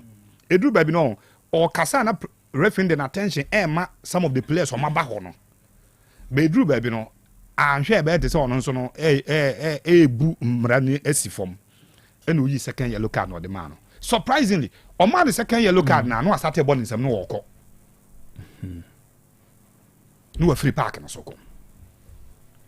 Clearly confirming the attitude any banner when you're in the past, no say it looks like enra ade no na akwana bontrim po so obeje red card o park so because the see ya na say kekes that from ref no stop play and obuofu say ade ndi na ball no ya nto aso wa complain wa ma yellow card almost 21 other players in operation so kan ho nyina no had issues about the attitude pulling him away also onko but man red card no man one complain no bonus oyi second yellow card no man red card na and or down ho start so bonus no free park so and a weird kakra na you see Thomas Frank and son no befa Brentford adwuma no na for 18 years oko Denmark omu youth ranks nim waye adwuma akofa Bromby na son no oba Brentford as an assistant coach and at 2016 about 2014-16 obenya kwan coach team no 2025 ya no move by sa coaches no omu ye adwuma o youth system nim a one thing is that yeah omu ye a bit charitable with how to punish because who the modern models are the trainee and kwada in quote any youth now you are not supposed to reprimand as a who chinipe as a who can as a who punish no allow them to express themselves and it looks like at the end say yenya papa nsunsu so nanu ye and no lose game to Chelsea and an players na adwene say the system boy na amwa. Some of them even refused a handshake after the game. Moto to omonsa ekeka omadwene de kire no. Na Saturday ade bi si game. It looks like the man is losing the dressing room. Obesene omo lose game no wie to Fulham no. And Abegval started say omo appreciate supporters. But in the game no na supporters ni bu omo huru omo. We started say bon nsem say usual say team no lose so players in team because supporters no makobo nsem dia mom. Unfortunately for Tottenham Hotspurs, there are videos asafisi actually say Pedro Porro was not happy with Bergvall other than supporters na huru ye na ye wie game no akoko so okodo mase. Enti one boy na nya issues mo anhwe no man so be breaki dressing room no because the boy owns a Bergvall small boy. But Pedro Porro attitude no show off no. As a incite supporters no kra say they are there na kra no person che. Boy yes we were not happy about the game. And you're right the omokuro players.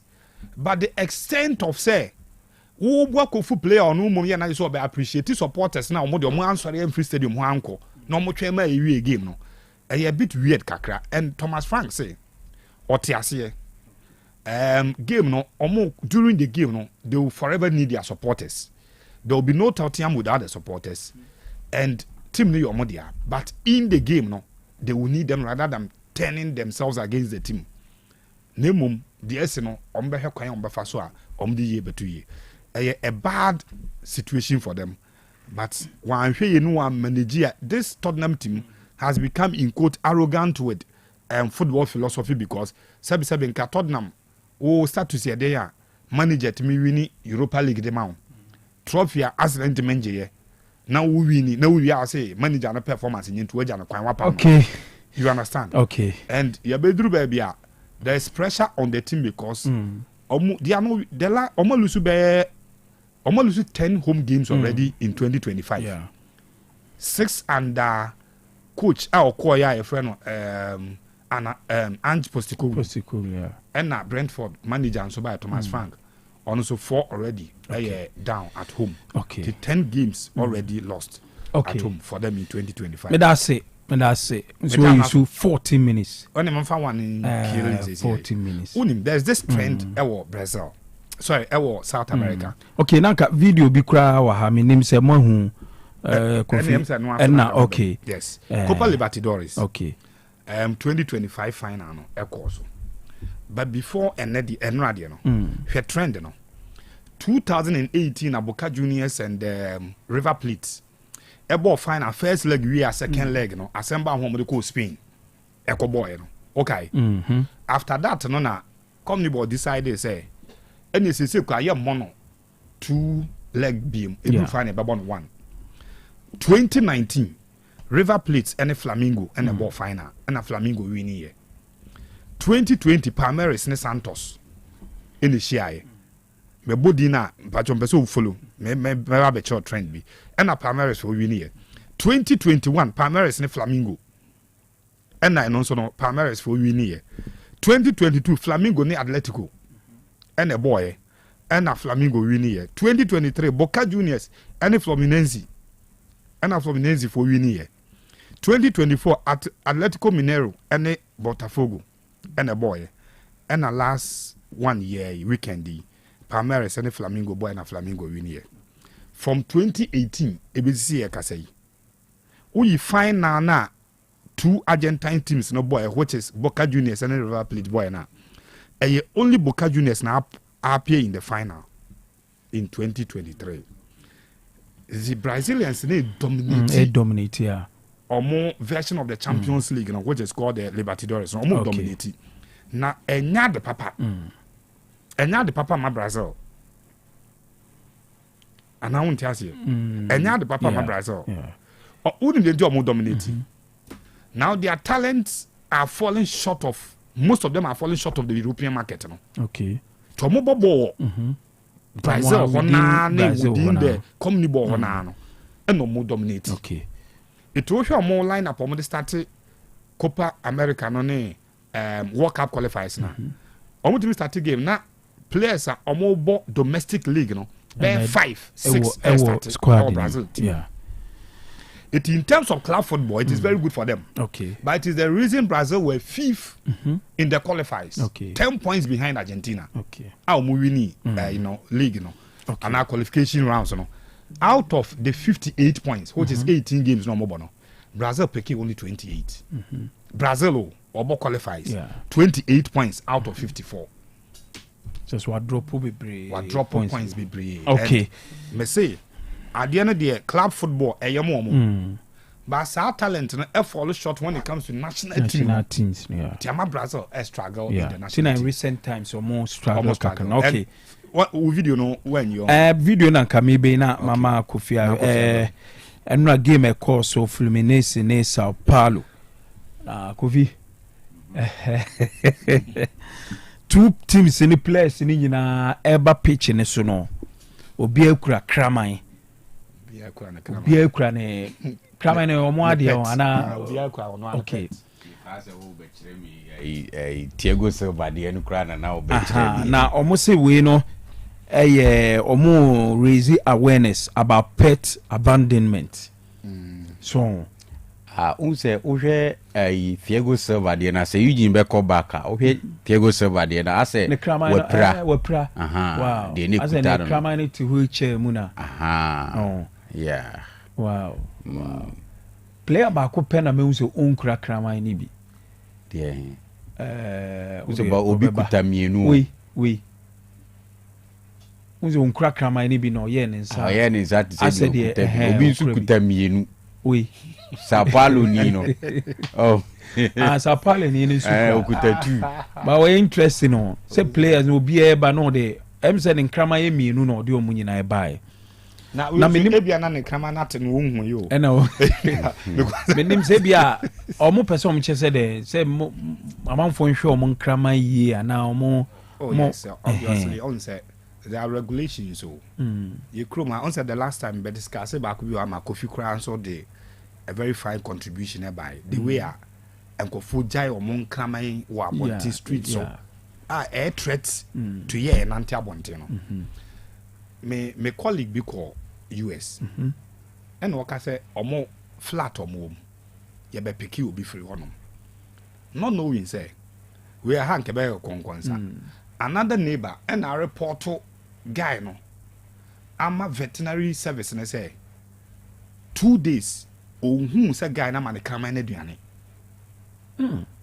ani abeche no 2 days onu ti abeche no ko investigate whether camera na didi and I will need and vet aboa no registered with the vet the kilos of food and I said the quantum of aduane is would no omunim okay you heard the last time I beto aduane no near her quantum Maudina, a bit much less in the last 1 day and 2 maybe Santi Unidi. Cramai won't make us why fast. No credit. Only because I came 2 days ago, no fasting. Mamma Nanny didn't tell you. And this is awareness of looking at Tiago Zuma. Yeah, yes. Kazuma and a cat. Yeah. So we had a Tiago Silva Kramer, and I said, I'm all emotional. And they are sending a message across. Say, no maybe say you wouldn't like the conversation. Me, for example, me pet cat. Okay. Asempa. Cra. Yes. Pa. Intino. But there are people so on pet cra say or crab beno. Yeah. But like now, says Scandi, can you say out there or taking some of these things seriously? And you say, aha. Bikra maybe kwamkra wo si wo ben waduane hunti no afa bibidi aboni tum na baby we are obinya sem I think that Clamine football I think there is a history that one of the World Cup trophies got missing and Obi Clamine I think 66 there na England je you know I forgotten the exact date and na homra Clamine bi letimi komra enkomra can fight am baby ana e ka bia next home game na kama line up e bia enkra bia na bibi na musubu de send a message be across what dey mum fanchem say e pa mum fanchem we dey omo awareness different jurisdiction I hate him bobo na kama na trophy kama na so yes we are father na correct na homra e komra e ba na fe de price no e kraman nti we are no afa no akoko ensana lubina shano manabo ensa ben no amuzu bitters what say amuzu bitters e koyie mema ahwefo ne etiefo nyina kwa baba amuzu beverages enterprise na yedinse bia be fe no amuzu bitters aka atopa 5000 bitters we yen san edi nubna krojen how bie ni achiri yedi ahye na etiefo a omoteba me hodie duduo na beji amuzu co herbs ekoshe omade no made ibisu beji amuzu manpower herbs na ma konoa anaso na akoshe omunsa enne bakasa inuro mienu nyina bom atuni din amuzu bitters de koko hano so twabi na kwani de ose ni be masem ahoodin wo fom se o twa 2 tot 3 tot na ahoodin no epeja no enam damrama eni ododua ayede aka amuzu bitters winti oba bi ose oni atenka be ma bi a ose oni akono ne yire onya twabi a sa atenka anasa akono no ebe ni enam se de pepre eni hwintia edi afrenti abre insano ne pampana no ase ma utwa bi a enyi wanum enti se ukọ dwabo bi ase na opese oniso ebo niso kakra chamus bitters why ebo eniso ba enyi wanum amuzu bitters tot baako atopa bebre amuzu bitters obi a otiamia osi doctor ade chese mekuniko dua so a biye mutim anase constipation ewo me so onya amuzu bitters twa uye besane kama obi ti bu akohoma na so ye 7 favorite food a na ne kondo ni no matro otimi nidi unya amuzu bitters twa akotwetwa appetite na aba medre na utimi ni no obedi akaboni kama amuzu bitters eyensa ehwemu yie pa enam se innua na ye de afre ma hoodinti onomu a tipa bia ni akire se me twa amuzu bitters che menye hangover bibia se ni ho se manom amuzu bitters ma ade achi hunam ye me ya dabi innua na e de ahyen sane nnua emma nipa hoodene ma insechi how setipaye uhubi insaburachi how se memuai ha menye hangover no me hubi we ya insa miya meka kudro so a menu akudro so a menu a how bia ni achiri de otiamia onu bitters bia mu a no dano se na twa amuzu bitters na yede beba oba bi o tie mi a owo menstrual pains obu ni se obre pa no onom amuzu bitters mesebo so meso a be ko fitire kama insan ya me kan ho asem ehu nya dene ne bo so nya dene se dodo pa na opetu dia no aba santase apampatia na wa frɛ na my 0247 776743 0247 77 67 43 amuzu bitters ekoye Apomodin mapade eno ane Hepa Plus mixture. Apomodin mapade eno ane Hepa Plus mixture. Unia, Pavi, and the Plaxmox mixture no. Malaria dronana. Ani, say nam sa. Ubeje di sa menim wife nyina ye tested positive. Ya num bie no. Say a ku malaria money nyina. Am ye nyina ye negative. Ade ho. Won ma wo ye Hepa Plus mixture no. And wodi we nsu aba. Sentia. E wo sa wo immune system. E strong de bia. Enti Pavi e support immune system no. Na Plasmox no so e tu malaria no gu. Malaria symptoms. Ati say etipaye, afiafie, wonum ato, ahomre no msa. Achakura 4 days na Pavi and the Plasmox mixer one no to malaria na sekura anya sa dia ko hu doctor fra 0542 778572 and 0542 807907 magie drone di pa Pavi Plasmox and Hepa Plus nyina apemfo abato mo manufo enu kwada woni mfiedu mienu kan our pharmacies na herba shop FDA age edwede nkrato yatum Hey, Opani, Mashusha wache. Se perfect series books here. Oma me koto obi mame mano. Owe jajai. Abua wa mo se what to make in kai kama. Wa kabrofo.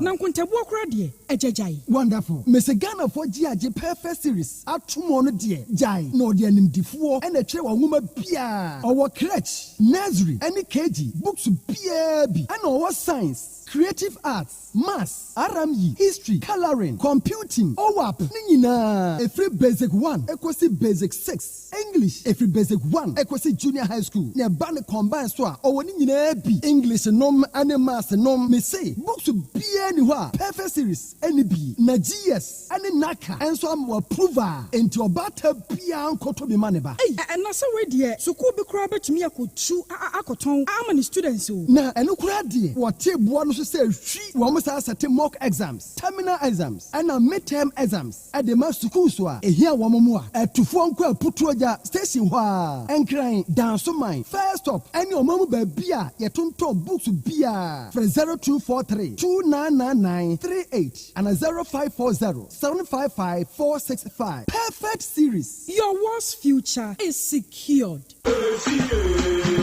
Ago NPP adishima mamincho kwanya obefa so a obetua woto na boama manyuko na gina ne naso ewo sikasemu ye wonyi mu nan metre 4 categories: bronze, silver, gold and platinum. Busumi bia bronze members ebetua 2 Ghana cedis, silver members 5 Ghana cedis, gold members 8 Ghana cedis and platinum members 10 Ghana cedis. Ebia won fasodia etechi metre benefits nani tiano so simple but star 920 star 270 hash star 920 star 270 hash net dem contembrantem emuda ho fine esanso ye convenient NPP shi rado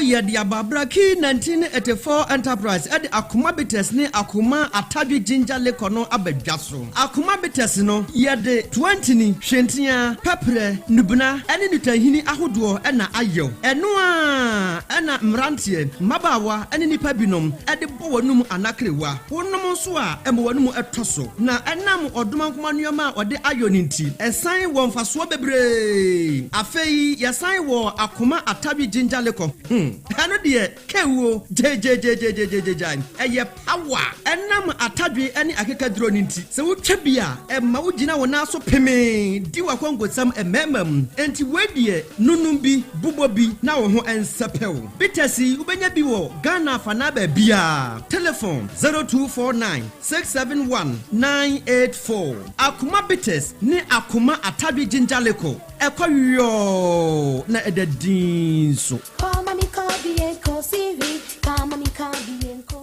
Kumasi, all say Chrome party people, get ready! This Christmas Day, December 25th, 2025, Kumasi comes alive with the biggest concert on the music calendar. It's the Obuasi Bitters Night with the Stars 2025! On one mega stage, the legendary High Life Maestro called Joe Entry, the funky rap general and lyrical storyteller Kofi Kinata, Friday night to the one day. The golden voice of love, Kitty. Say you love me. The romantic Mr. All For Real, Demopnza. And your soulful sensation, Kwabena. But wait, there's more. Ghana's newest golden gem, the sensational Jackie. One stage, one night, one unforgettable Christmas experience at the evergreen and spacious Rattray Park Kumasi on Christmas Day, December 25th, 2025 at 7 p.m. sharp. Rate regular 200 cities, VIP 400 cities. Reserve your tables now. Limited slots available for table for 5 and 10. You can also dial star 714 star 399 hash for your ticket. Call 0244 602 800 or 0248 0090. Come out this Christmas and shake the troubles away. This event is brought to you by Obuasi Bitters and Obuasi 442 Liquor, empowered by Multimedia Group. Obuasi Bitters Night with the Stars 2025, where legends meet and memories are made. And sana nubinasha no manabo. And some pain no. Amuzu Bitters. What's it? Amuzu Bitters. Amuzu Bitters. Akuma Bitters. Watch makoma. Akuma Bitters. Nie. Okay, Yasaba back. Yadamase twaso ede amamo. It's my kitchen restaurant semen kanchel se upeduane papa dia o maso ye na wo se uba. Omo continental dishes e wo ho. Chinese dishes e wo ho e na afi ya ye dem local dishes no. Oko is my kitchen restaurant a ubenye bi. Wadidi ewie no omo natural fruit juice. I no betimi ajibi no anom omo pineapple ginger, mango ho, mixed fruit ho, tangerine and afi orange fruit juice e wo ho. Omo promotions in eguso ekoso Monday biano oko is my kitchen restaurant na oko to point and kill catfish. Eduane bia opebi ombe ye 1 plate free e the amount. Wednesdays bian so e pizza Wednesday. Uto pizza baako a no mo de baako a pay so free e the amount. Thursday bian so e bankuni tilapia. Oto bankuni tilapia 1 plate a ombe ye 1 plate free e the account ho. Intika ho efa woni eche is my kitchen restaurant enu echi oba be ye program ope local cocktails ope cakes say ye wedding and afi birthday cakes ope smoothies anyi no mo ye bi e wo ho enu echi no ope duane na edi a obetimi afro mo be bia wo bia no o order omo be ye delivery e the amount omo wo floor kese e wo ho no ma ope say ye program a obetimi akwa ko hu omo na omo de e ho no e the amount no wa ye program e ba sa enuane ne de e ho na omaye asevu ahoho no e de ama otwa is my kitchen restaurant a obehu omo e wo Babayara Stadium omo be traffic light and from e wo 0265 707070 0265 707070 and I say 0248 865046 0248 865046 and what you know mama infantu enim say Kojo Reko Royal Enterprise ena akwakofa edura ye friend Reko Herbal Mixture anase ukrasi ni nedru no ediaba sa edru we ebo adwuma pa wo sisiare bia ebetu ase e de ama especially drivers no obi otena se e drive for be 1 hour 2 hours a obi se ni sisi e ha no e basa ontimi emfa nya adwuma den obi so ho a ne de no otena se che e wo office obi se de bia na ni sisi e ha no obi won so a ne adwuma no ogina ho che obi se kakra bia ne sisi e ye ne ya kope ukrase ni nedru no se bia koko e na e how wa o pressure kakra bia o pressure e wo soro infections e na e how sciatica oto ase obi se ho twetwe na e ho ye o ya emmema na moye mre e wo mpom no o pese wunya ahoden eye adwuma na fe yama fans eye ukrase ni nedru no e na wo se wo konom oyo ba bosome so na se wo konfichi a wote ya kwaji ukrase ni nedru ne san se dru no eye papanti Ghana ha bibia ukọ heba shop bia obenye bi nemom odwoni eche oil premises a promise heba ewo ho emuomu nso Posa Keba Apidank enafe Misty Heba eho nyina obenye bi ato Sack Pharmacy ewo Patasi Block House obetima ba Otec 102.9Fm okase wo hwe ejako a obenya ukrase ni nedru no oboase fo munko Time FM techima fo munko free FM enafe ejuso fo munko government hospital nenimwa Freddie Mess ubenye bi Danny Heba enafe Top Amazing Heba ewo Tafo Methodist story building no ubenye bi ewo ho Fred Doc ewo 0244470067 0244470067 Abapa Enterprise bra nebedidwa Abapa Enterprise omunyoma papa nkwana omuton omunyoma no eye papa pa ne bono nso eda form ope fridges enato ope fan ope TV ope air condition ope washing machine ena fe phones ena ope nyina obenye bi ewo Abapa Enterprise kwaje mattress ewo ho se bia uko school se ye senior high school ana se tertiary ana ope mattress edi sese obeduma ko Abapa Enterprise omo washing machine eye quality pa edu weekend na se onyoma ye fie no ana odibesi Abapa Enterprise empo se usika sem ofoma na se open biato ewo mo ha obetimi tua ne kakra utua wia na afi omo ankasa edi adekro no edi abrel fa phone ne ko o App Store ana se Play Store ne ko download omo app ni bi obetimi akoso na afi ade bia upe bia wa oda ewo phone ni so na omo asoa edi abrel ana so ma pija edi abrel o hwe Abapa Enterprise a obehu omo showroom no Tafo 3 miles Sakasaka Park wa from 0593 386133 0593 386133 and as 0593 391848 0593 391848 Abapa Enterprise no ajiso so convenient me come for the fearsome 3 at the amount the fearsome 3 eye no miensa ena yaka buma ye friend the fearsome 3 eye Hepa Plus Pavi ena fi plasmos o ma osaka edru wi a chese ebo adwuma pa menstrual disorder oyo ba bosume so na se flow no emaye chese unhu so ase eba ase emma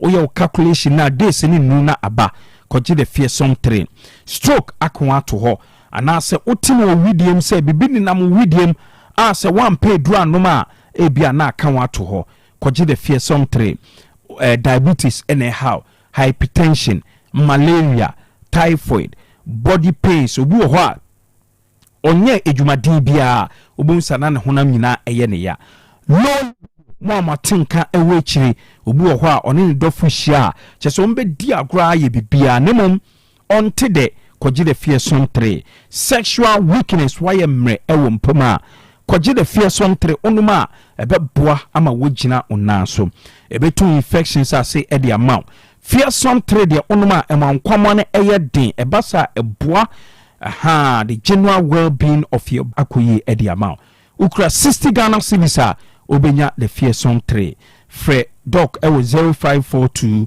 778572 0542 778572 and I say 0542 807907 0542 807907. The fearsome trade no ajiso power to the people. Ye the fearsome etwaso e de amamo. Unim say weekend no Ghana Premier League matches ekoso league centers nyina games no ekoso kama start Saturday no Emma Hasselfolk etenefie omo echi vision ehwe omo 1-0 Mauliwayo eninya de only goal no de Emma Hasselfolk team no eno echi games course no Asante Kotoko ene Mediema ebu 2-2 ewo Baba Yara Stadium.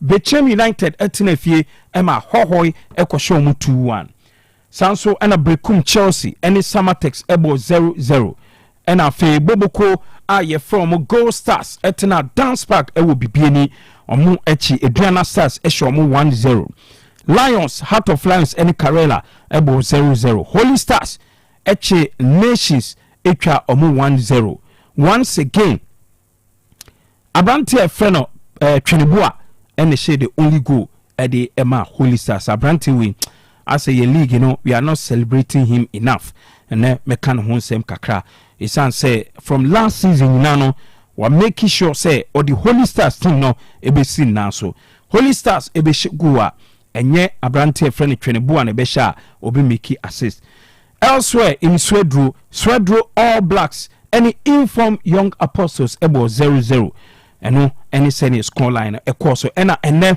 11 Wonders omo eche Dreams ebo omo 2-0 na chese for the first time this season 11 Wonders enya win ewo Ghana Premier League no hwa Matthew Amponsa enya first goal edima 11 Wonders ena Edmond Afrapo edi second goal eka ho edi emomo ye 2-0 now it's a table no Ghana Premier League since the days of Baba Yara is been there. League ni ma ye shit, league ni ma ye de. Oh, Scandi, say Ocean League table now, unse bobo so sa. Yes. Eba sa chese Ghana League ni emu shit, emu de. Say from first position to 6th position, 2 points in the separate or more. Not just a league, highly competitive. And na debi ameka. Money menya mo say highly competitive highly competitive ebasa emu ashinti no points no ebobobo ho nse oye discussions on figures nominal figures could be deceiving sure. Numbers but they deceiving for example a bit na you to abay in terms of numbers John Muhammad the winner any even quite there but me the way okay second or the way in the co-election okay Boma numbers for presidential election I appreciate it but in terms of percentage obonza 10 out no from sure until the air can oko league table no so it shows and figures show say competitive but me say for leagues now o person or standard the OG league and the all forms OG league and the teams are more forms OG league awa omo dominate league if you any abontin na omo dominate but you see team were that poor they say West Ham were very bad will league Liverpool share ni league he's been poor both home and away a bit show a bit unity am won say wanya there okay. But in a league where obi da form team but still ano ukoni fi ono che yam so sa hoden na ese timi translate wo league no me hu no te ya na nye figures ni go sa ande obaka say league ni competitive competitive but ukom person ye the analysis of it na abun say enye ni competitiveness and it is say see aye ka say see abo 12 matches 36 points and I do lead you 23 already 13 points echo na chese league ne mu ehio nti ama 13 points ko nyemu next either say Eduana Stars form no kura no Mediema form no kura no Lions form no kura no say ye bo league na se league ne fair say the wo kan no na emu ode emu ohia certain games we are drop points for away likely say senko win game de ko what master metwase pa likely say nko wini sa ka our form na ne se no ho den a no all form na no ho den na sa be we oda no 13 points already gone from the possible 36 no what you say metwase pa okay about 1/3 of the points, more than 1/3 of the points yenya munru ba bia no off ahyewu kobi me de ma adwen me say say ebo league ni about 12 matches na say the points from the other first to six, 2 points na do muntema just a league be how many years na is argument you are be 3 years ni I say you win no African so who dey see just a league highly competitive highly competitive yeah the tisi abonte an say ya hwe mama nche wade de be ma Kofi Waji made France uko England now person me you ni by 4 uko England Kofi England o ma bo 13 matches na just o ma bo game ba ko chen Arsenal di kan o mo 30 points City me ba 13 and 39 points so 39 form tie reflect okay me ba or dominate ko and City tosu mienu 25 so until uko Premier League in ma the difference between first and second 5 points so by year league the other first and second and third na same points they just say there no e mo ahye I don't know go for Bundesliga and League 1 so there be na say no or ka ba bi e be suit in argument no but at the same time near course with 11 wonders no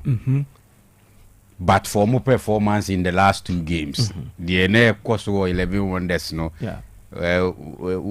you say competitive Shebibio in the Premier League the who can we Matewasi na me be say bibi say ya nwinwi ho see the league no competitive e beyond just points accumulation on the league table okay but baby I no be ya adwen say as a teams no dodo na ho odin ya ye pe these days very good enti yen hye ni 2 teams bi o mo ho odin bro mo maka no sokra so what you say like those days na dia bones ye bobe 10 games e kwa bones kotokoni has ayi wo mo ho this time it's not like that so what you say enu ase na me ni Mediema guys ni bi dim komo stadium and a conversation be ba up first na enka out say Salim Adams no ye dubiasi player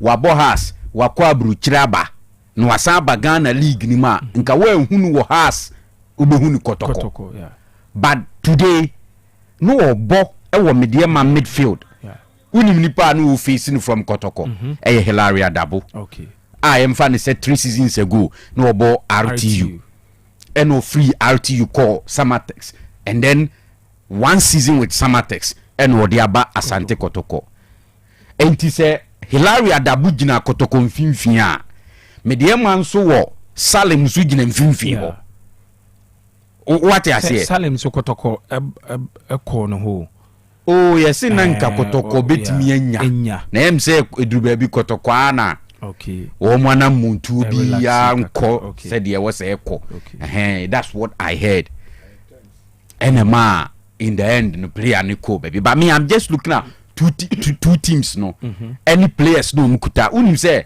Mubarak ya na nra obo ekire wo for Mediema so ye wa bebo Kumasi pay yes obokoto wa she jesi na bokrum ha ni ade nti untumi mfa enuoma nkitinkiti bi nhunehuna no I'm saying this to come to the point say Adriana Mediema Heart of Lions so kofa omu team no na uhwe team no in total now the better to Kotoko ho na uhwa the difference no enye too huge sure mami me kra me di two kra ka ho enye huge the difference is not huge at all unlike those days no so who said he missy trainer inti no na ama sa Diopoli no Heart of Lions in D kan be breaki sade no and later Chelsea so ye dey brekum Chelsea so ebamu and I say Mediema so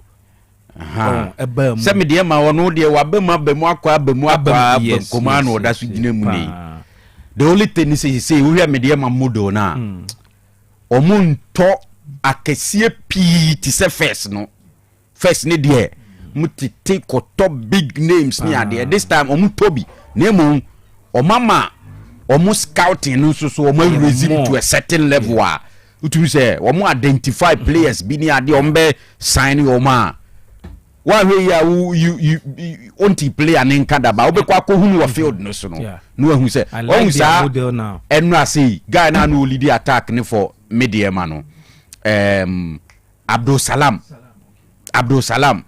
who said last season he was part of the mediema setup but at some point now say wonya playing time saa ne ade but yesterday we saw kasa no yeyi mediema ne kotoko na kotoko ni mediema game no highlights on Facebook and Demopnza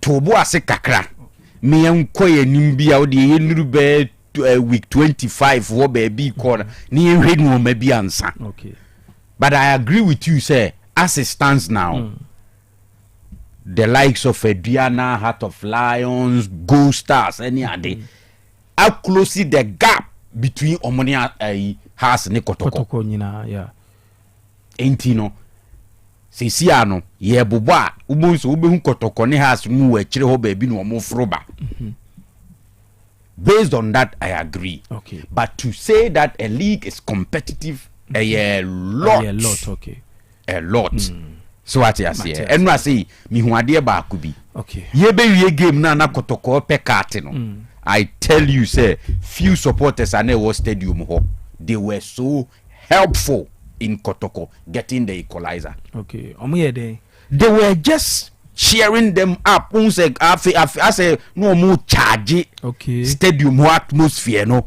on de ni ade mon come on you see that kind of thing nti metewa me hwe saa part no I was asking myself say imagine say nkababa yara a half full and now supporters see chantia and ka atmosphere ne be saying who said the city no entino gab ne de okay other teams na bridge ne power ma close no kama so who say say we Ibrahim Tanko ne coach mediema wo de emfa ne performance into nche hwe ne profile ne caliber ne cloud profile ne solid Didi ekuta has kuta Didi Kotoko kuta Karim Zito ba mediema kuta hwan Ibrahim Tanko ebi Tanko ni league ni pen ba ni profile no is huge sure one who said this enti o ma bridge gap Lions nsukura ba Shiro Hayford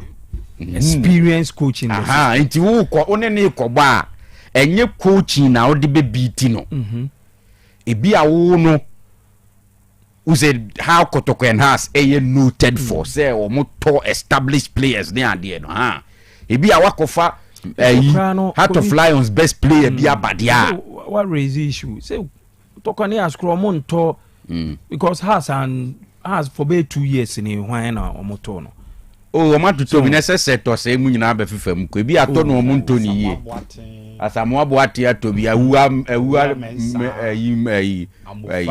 center back ba o say omo no players not yes omo nyaade o by say be a well established say be ni league ni biem establishing there e be ni league ni biem aduana kura no player na no wabo na wo hu establish ono we league na on kakroma okay chim there na on kakroma ono be ko eni ho but there wo ho ni there na nu ya na say Hassan sign guy ya obeshe number 10 JC former Gold Stars player na me refini striker no striker no Prince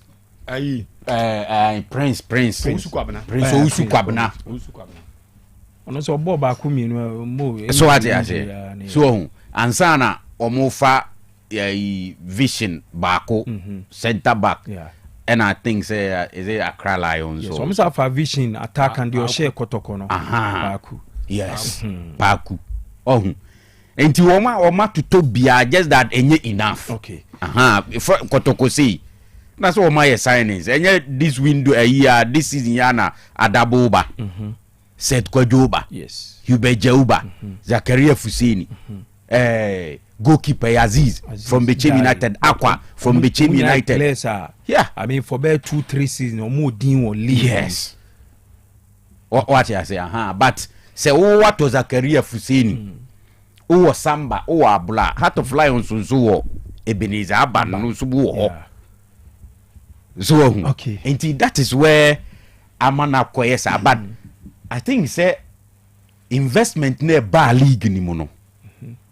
Oh, investment na if free a buy ho bar league ni mono. So far abua kakra fine. So ama games ni bi ho no mo a oh and a close gap no between yes ama games ni bi ho no ma enko te say usual things na ye hu those days utumi predict the we be kosi na asisi no there bi so okay you know ye drew baby na sika wo more ye tua players ye we players ye supporters e ba bibie ko ye pitches kama games no ye twa no correct bibie koso ye a then you can say we are up there. Okay. So okay yentieti ensema amamfo edi atuja na yemetwa so yendi kan kotie Gold Stars any Eduana Stars game no nana amankwa coach Gold Stars yenti ensema odi tuja after enra 1-0 win inti Eduana ne Gold Stars highlight no na your Facebook page say what say me join here yeah say what we page na what say ye wura pebrim no sa pepe okay yenti ensama nana amankwa coach Edema Gold Stars odi atuja. The strategy is normal thing we normally do. We know how they play. They are the leaders. We are the champions. We need to come strongly as home match and win. We want to continue winning our winning ways. So that's the secret.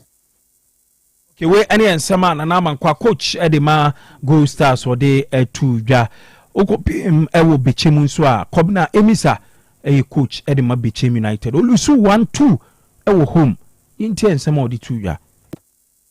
Nobody is able to put the ball down. Everybody is hesitating to score. So really, it takes the best out of my players. Although they did well, but it's not enough. And I'll say, when we played to a certain pattern which worked for them, they were playing wing attackers. You can see that all the goals they score is coming from them. Unfortunately, today, some of them have their bad day, and that is football for you. Okay, Coach Emisa, Kwabene Emisa ina mutene nkano. Bashiru Tijani, coach Edema Hohoi United and so kasa after the 2-1 win. It was a very difficult game because before coming here we were having the same point and we know we have to work hard if really we want to go back with a point here. So that's exactly what we did, and for me I think my boys did so well. They deserve a big credit. We really deserve the 3 points because since from the starting of the game we were ahead of them. Even we had the penalty, and our key man, Safiano, wasted the penalty. But we continue fighting till we got that 3 point that we came for it. Okay. Bashiru Tijani, coach Edema Hoho United, and Amutene Nkano.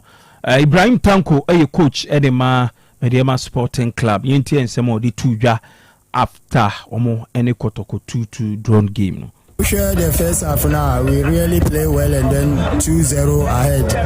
But I mean, in the second half, I think Fosu to make a change because of injury.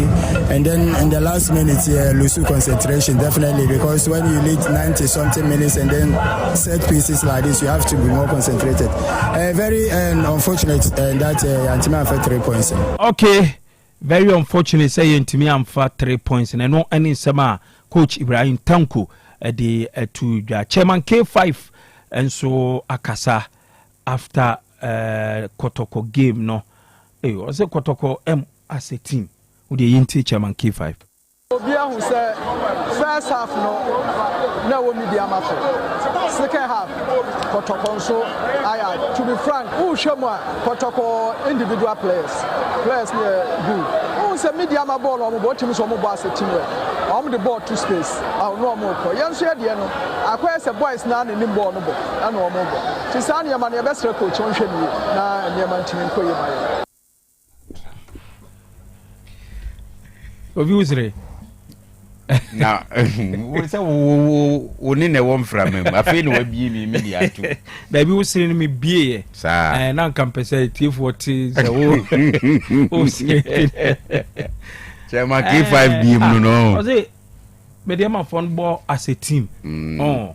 Ba kotoko dey no say players na e dey omo adwen ball. Nti coach na nhwe ho asem.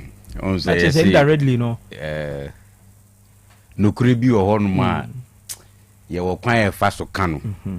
Ne ya bi say kotoko individually they have good players but they don't play as a team.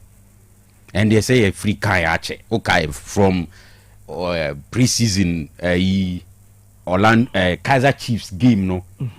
Ediba top 4 Munia there even before the start of the season you cry no. You remember you call Boasibi Kohe FC Ashanti Gold and Kotoko friendly game. Yeah. And then we spoke about Kotoko playing as a team. So I know there, to be honest, no crepa wo ho no. So we Kotoko no mugina field ne so ba. They don't play as a team, especially on opponent no.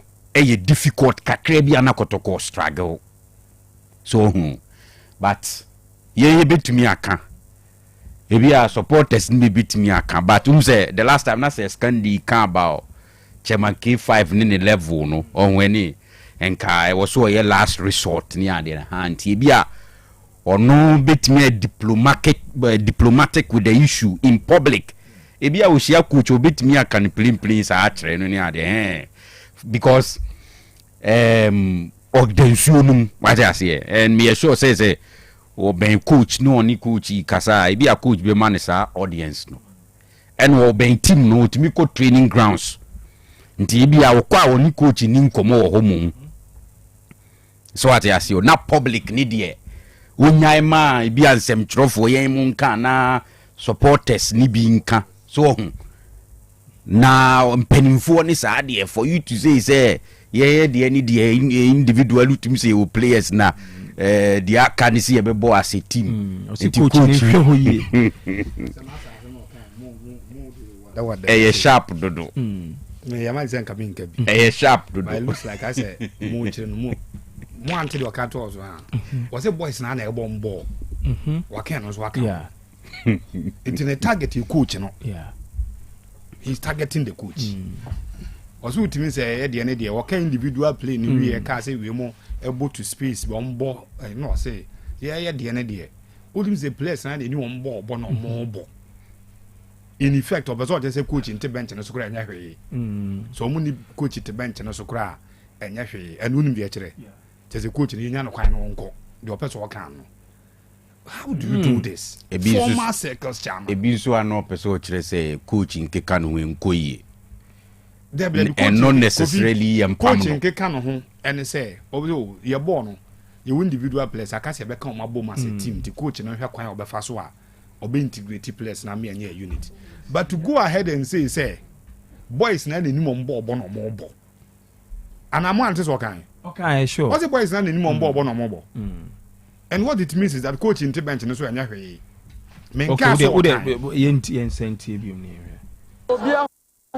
first half no media matter.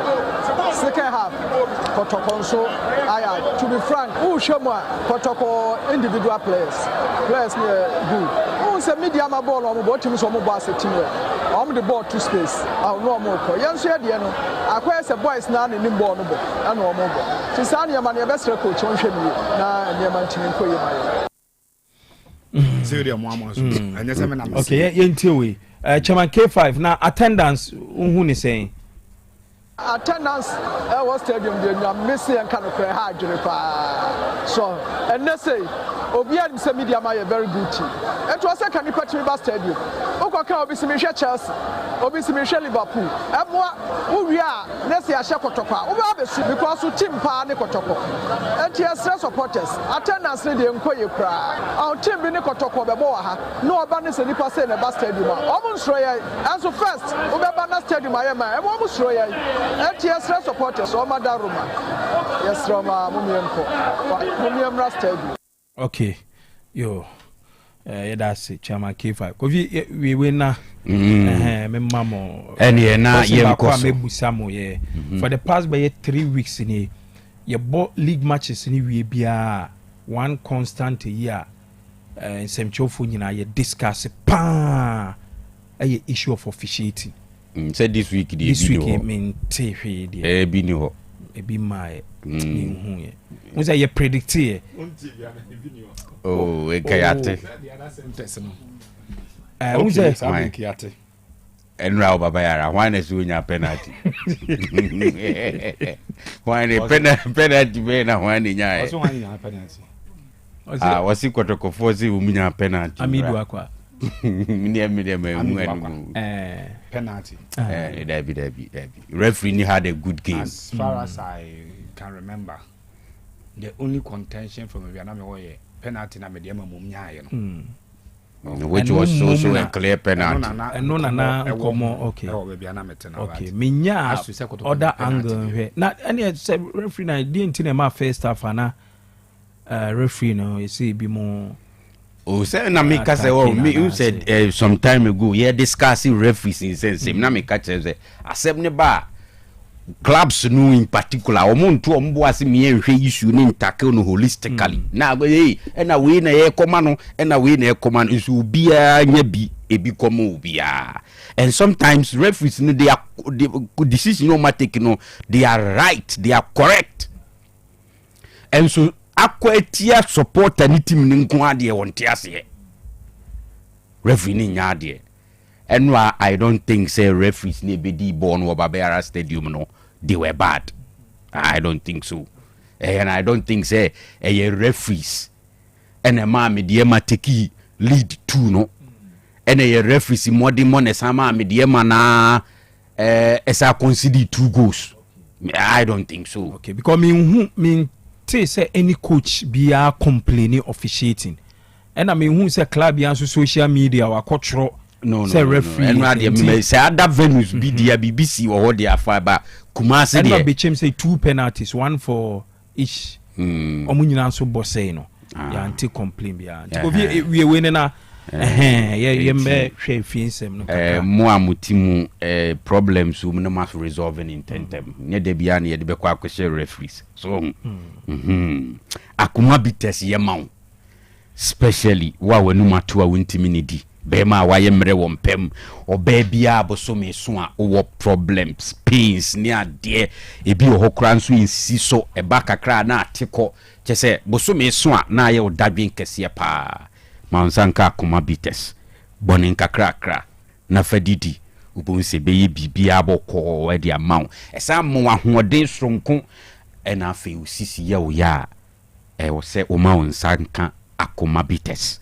eno ana beboa so nti pebi uwia no ape akoma atadweleko enso dia peso ye di akikadru eni atadwe ena ye ne kama eboa pa emani pedua no enya ahode sonko ade bia utimi gina wona iso enti eya no wapebi eya akoma bites ena akoma atadwe leko enya na uko baby e bi ho drinking sport bi e bi ho ena pap bia uko abisa akoma atadwe leko ena akoma bites wa wo pedodo no eno ane se obehwe na nam amu enterprise na najima enterprise ena Rosanna enterprise se yenkomo twetwe nso a nyabote na free 0249 671984 0249 671984 and 0245 105476 0245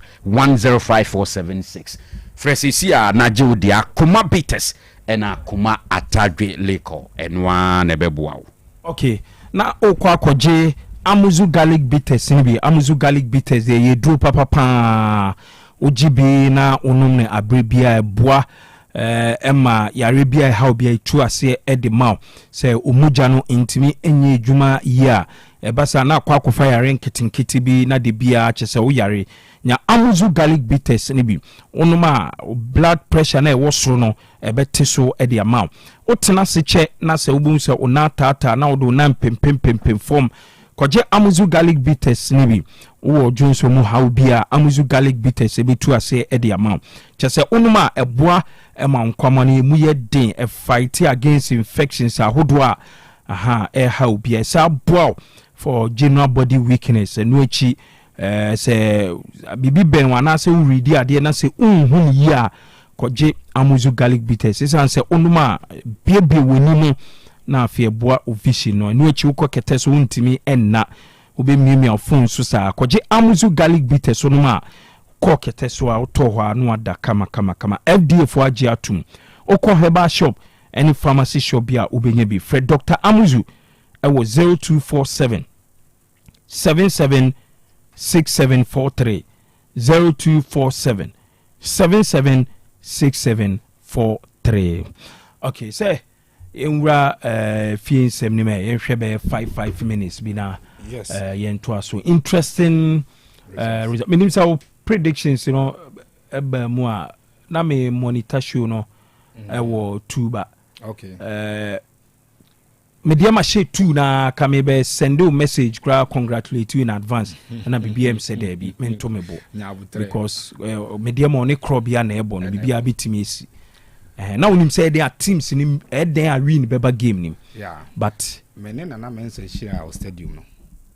Na o say busa me ho say na me say media ma e bit manya be 2 goals or match menim say on bit ma win ya.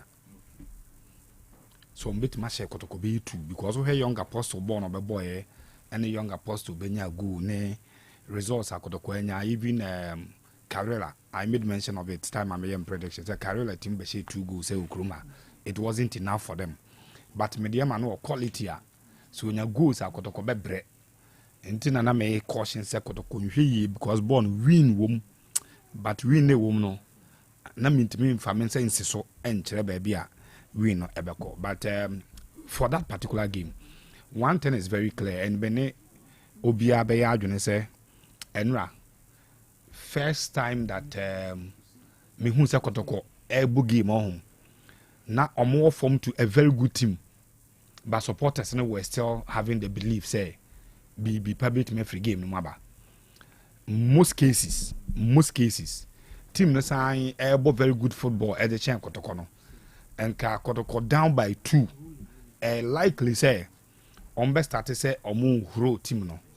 But they are very positive in the game and say, though Mediama were controlling the game in the first half, Oman threatened Kotoko with serious and clear-cut chances. In the game, we say goalkeeper Kamara, APA 1-on-1-2 throughout the 90 minutes, and so make it save. 1-on-1 may be, but according to body energy, and about fast ever far born. Bentiama were playing very good football, beautiful football, but in terms of attacking bite, you know, so mama a lot of threats. But I say, who control game now threatening opponent, you know, and now we say Chelsea now draw against Arsenal, but we say Chelsea bray to get a draw. Nintina Sanchez in Kofo Bonabaso, but this game, Mediama control game, no, but I say now said the spaces no more bobo pass ball no, or more buy a Kotoko box now.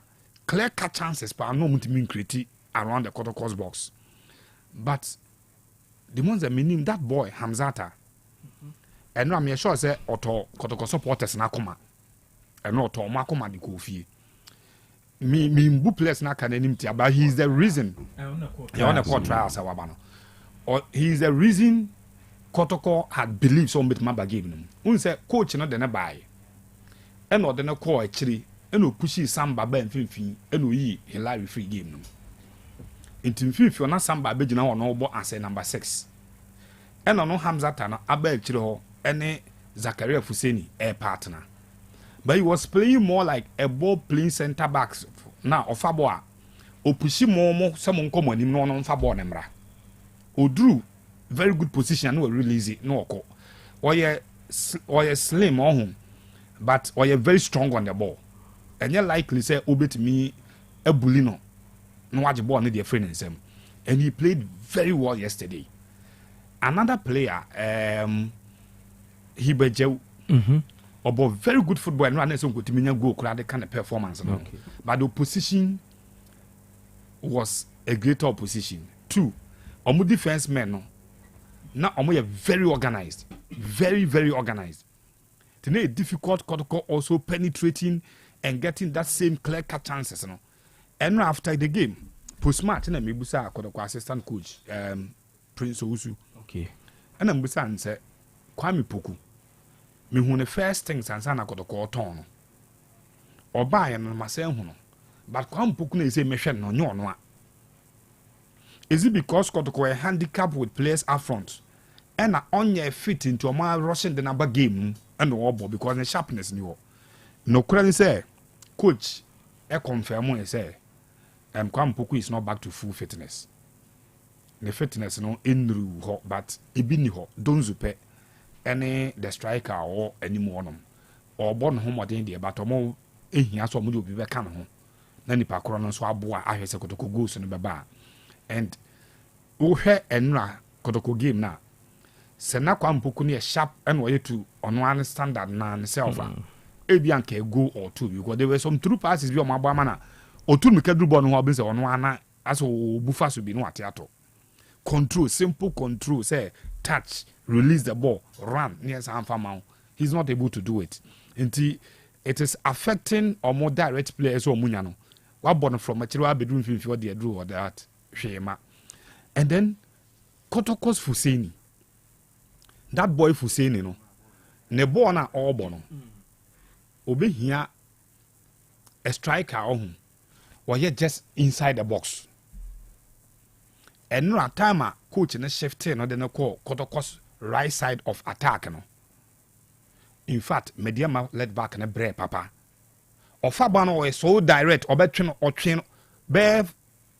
Most of the cases or the ball no call direct or the defender no train the raw box no. First one back on square bar and the result in Kotoko's first goal. The other ones be was square bar na or my fumble to put the ball into the net and I say and me and see a player on the overwall on a defender snap picking on the call. But say one-on-one situations on then a party and right in fact will reduce you the left back no to an average or normal player be our pitch and so. Kotoko's captain Samba some more game no na Kotoko enya results I want to body language you know who say we hurt by the fact that Kotoko is not getting the results and no more desperation but the game no dodo me oba me who say Samba be na long range shot for actually e be a 2-3 be e won Kotoko career no the second year no boy but say Bianca long range be from bare 30 years 40 years no a pie no de akwa to net no me hu e chese enche da nye trademark but most of the time or Kotoko game na or ben box na whether a favorite right na say left o feel say e so bo short and a lot of the shot no bono e me say target no and you can understand obet matter because front players no are not giving their best or are not doing enough to be kwa ball no de be ba be do anymore na obe pia na player na ntman fa no fampo ntman fa anya hwe no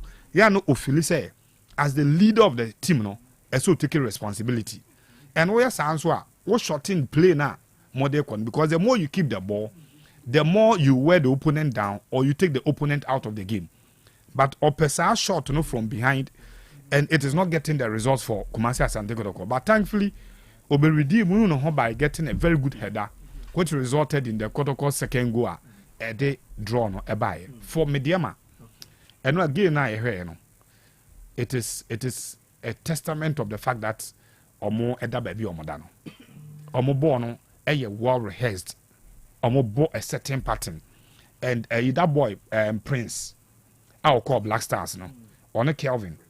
Prince Owusu and na Kelvin Nkrumah wo hwe omumienu from afar games on my bonds and omu beduru hana e clear say opponent be an struggle to deal with them enra Prince at a point pick knock into who's a game no na fe o free game on fan hu him because Kotoko will also being physical on him until coach had to withdraw him from the game. And a coach, my who right I be a coach, I say affect your game plan. Boy, no, injury no, affect your game no. Any chances are non be creative. In fact, and two teams no, SLA a very good football for both teams. Let's forget about the minor or little mistakes officiating officials be any no and a result in the results now, and the results now you buy. That aside, it was a beautiful game. Okay. Now we can the entire referees now intima normal person ba besnako. Who say Kotoko's charge and say even the tunnel no any perimeter no were breached. Yeah. But even before that, people laid ambush up there waiting for the referees. So so almost why then? One the penalty call. Now Kotoko fans no do a VIP on almost say it was a wrong call from the referee. 2, there was a situation I know madwin almost almost nya penalty referee anye. 3rd one they say minim say Kofi Mwadwin call so ayi Kotoko play a bit off form. And na referee no player no top for man of free ayi for no Red Cross for no. And na Kotoko doctors na TSC Park na so call opam almost omonsa mo amfi no. Opam almost omonsa mo amfi no. And omko no mko hwe player no. By 2 minutes after, and I made them a player being so at all from. Made them a player and talk from the no afraid or more bench in the moment or momra. And that got the GS from, and I said the boost from the stance. And I said, and then I heard the India could say, now we could say, but I don't know the assessment results. Until let's put that one aside. The young men on BD match, and I think they were not super fantastic, they were not excellent, but it is not a bad game for officiating officials. Okay. One more point in fancy. House of Folk. The year House could have been up there. If House share one omuko game muna sa long games no mabon. But the danger what they no say. Now me House of Folk combine the confidence to get the striker who will be putting the balls into the net. But why you na ebia na man for adwene nko so. House for transfer ban. What it means is that the AFA is only about in January say has to strike or she goes a bit anymore. And now coach need confidence in that strike and to be open up in the play now. I'm sure House will be competing for this league. Because even with such close game now coach in Ebono, teams are finding it difficult to break House and win against them. No, HSA at the other side, no, because House more striker general and on way effective. She goes House should be on top of the league or around points now. Yeah, that top one. But has into me she goes no. Omuko game no more Emma ebeba 1. Unse no more share 1. Na Emma na ebo goalless. And I think omunya 2. Brekum Chelsea now almost will be 2. Yeah. And some almost say about 2-2 against Gold Stars. Gold Stars, yeah, sure. Ewo Accra. And on ball draw be no. Afi na goals na teko. Okay. Afi has better na 1. Or better na 1. Has currently our transfer ban 3 windows and a FIFA abandon because of a cow model. Yeah. So moon to a ya has intimate got to strike a beer me let him know. To this one the way abo Emma story no for the drama I feel it for him. Okay. Kon the born or born when you hitman be generating mo bit man an average of 10 or an average of a goal per 2 games we are. And at 3 games, we have to go back. Kahas should be up there. Okay. Kofi, my memory where now. Oh, yeah, sir. Became so more situation, no. Okay. Became United, yes, sir. You say in why they are struggling. Maybe. Okay. Kasim Mengo Koyeno. They didn't replace Kasim Mengo with the same quality. That's 1. 2 last season. Kobe Mensa right? And as a Kobe baby a man for be so and 2 you last season so crack on the field. They've sold most of the key players. Okay, to be champ game in so issue, yeah. Including the goalkeeper Aziz Obakotoko, any aqua left back. Inti Omodi any I think say largely because of 2 things here Masaiti. And also anytime be between United such changes ni beba ombe add new players ni ade omo try to reorganize no. So mo enya a very good pre-season ye start season no almost struggle enti anwe ya bechembe timia peke omo level na ebeye ebi approaching the end of first round and after first round ho baby enu betimia bounce back yes kwabnemi sabaye we all know say ono the first thing he does is to make sure say the defense ne be stable enough but it was always going to happen say obe drop points be along the line it be a bit too early and for Bechem United me I'm expecting say ye first round mu ho baby no and after first round no and I may expect so meet me back to that level where Anya Crombe secured and will middle ho baby so say penalty and Okra penalty ma Okra boys and say the other side in sunya penalty boss so but the whole thing is that team nunya nyina and nice so the way are omotie because they've lost key players and they had issues with coaching same thing the last time near Kahwasamo party ways now. I was rooting for the return of Kasim Mengo, but Omo call for a different option. So ain't a beer after first round be stable. Then they can build on it. But I say so far o coach ya Bechem United akofanu ya. Far any Premier League side in the Premier League and compete and something Oka Kobna Emisa. Yes. The track record Bebrina Division 1. Yes. Records, but Premier there. So okay, I think the biggest ebeye Sharks or the mobile league, you know. But we say at some point there was more party ways with him because now performance necessary. I remember the days at Hazakas. We say Hazakas at some point in the league, you know, Obinya time before mu kakra ansa na Yusuf Bazigini Munsuso ebesusu and all of that. Didn't you know?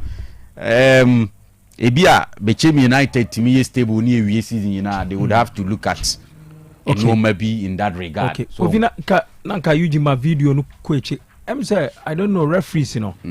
So because of I say penalties be on monjiji ntimi nim say ya catch o mo say it say contact ba box no ma o monje dia because we penalty na Julian Nunu G na ka be 2-3 weeks 4 weeks ago a penalties a ye hu a referees na engine bia oh say ntin ye ka say this week the officiate na improve. Oh yeah, sure. Sure. And he is good. Say it is good. Say afidie omuye bold. Yeah. So and I make us say ye bold enough to take some of these decisions no e bi nso gina yen so yeso say na stadium hono no enye conducive enough e bi anko bebu na ni agusu because we say obi the penalty you man nko eche kakra man nko eche kakra akwa echire on okay as akwa eni momo okay eni hwe oh a penalty there clear but na make us say 3 weeks ago ye hu nyoma bi say not the same referees though no any the same referees any the same referees it no o ka say more mabaso okay it no the picture be for picture no to na me no mo na mo baba ya rasin menim say mo anhu a me hu so obi aka ho asem me hu so obi a nti Eugene be ebe to na yahwe skandi one park I also na call stadium a nyoma bi say hu pa o no Kotoko is it young boy no is it Lawson their friend Lawson no we so hwe the Jason anima there's no high sense no cover menim say mo say baby I tie baby I ye no na chi na hwe ye hu and we so the say camera no amani close shot TV obi a me hu so obi a wo hwe TV a kan obi bia tenyumra na me say can picture na so we dey nye I want to believe that oye youth team player no ma promote nti debi awa defense bi ani hu e bia entwa yi omunye ntum no omun correct oye youth team player na emu obehye senior team JC ne boy JC ni so high sense na ye kotoko headlines can this way dey nye issue bia eti I say ebo nimu e de and ye big oye youth team player and bia we say ni JC number no or the free youth team ni ma na eba youth team so there's no high sense wo mu JC ni high sense ni gu animu and a number ni mum na you be just in ya tare so na ya tranke no mpo ye no e bad de bank no ye this is the reason why high sense has paid good money for you and no obam no nya some flash points be ono no mo ball long pass be a as or chest as or connect or the bona gin say afro no and a keep an fire ko no kwa di ka take an man 2-2 the touches say or ye very good player. Okay, Nemum. Who's I need Lawson on? Yes, Dr. Lawson Bao. Yes, no offer Simum. Neba. Sana ne binimu kamuna. The head of sports. By bimu. Can you say Dr. Lawson Neba? Because now I'm common you too. Ebi mu say neba, ebi mu say nya neba. Okay. Even from Omobo Division 3 ni na no. Na sa conversation wo hosa. But me the scan Kofi we dey nya sem say youth team player na high sense body JC na big issue. You see JC's we nyina no should be JC's ya brandi go dada. Nti wo be ba wo number ne be bo we chiri. Okay. And na wo ba youth team no kra no. Oye youth team player ya promote no kire say okwa don share that mo game. Nyati so obi a board na ne JC na te anasa say nti no ba kwa na me for the season.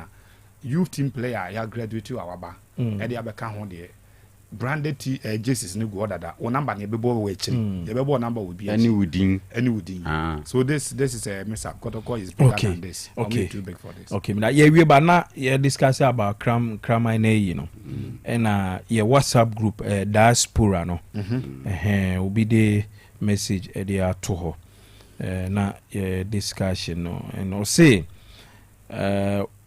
walasti in UK here, there are dog schools in London. You send your dog to school. After work, you pick your dog back home. Say Cabis, Manchester, UK. Okay. Hey. Okay. Manfu ye bibi nkrama school ntika. Say ka wuko ejuma ode oba efri fie ko school. Opo anu afa na obi de ne krama ko dog school. So bi o adapt krama no ti oni bakura ndi krama ne ba no. Okay. Ebenezer and so on Facebook say awa even when you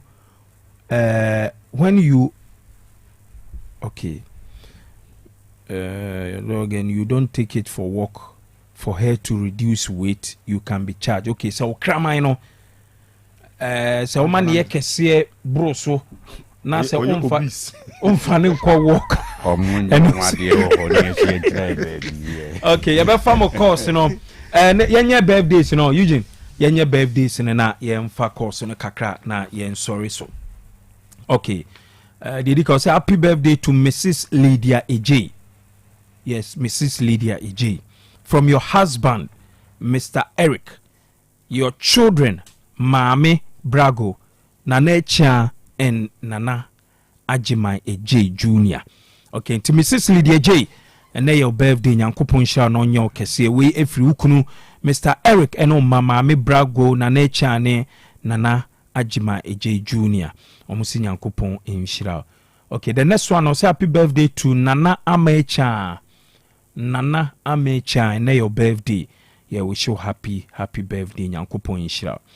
We also happy birthday to Edgeway of Edgeway Baba Shop. Okay, Edgeway. Yes, Edgeway. And then your birthday. Yeah, we show happy birthday. Or Edgeway Baba Shop Nyankopon inshira bebre. Yemfa mo call no. Okay, Strong Amido on Facebook say dog school are also common in South Korea here. Tinacha say krama odin ko be to school fees on.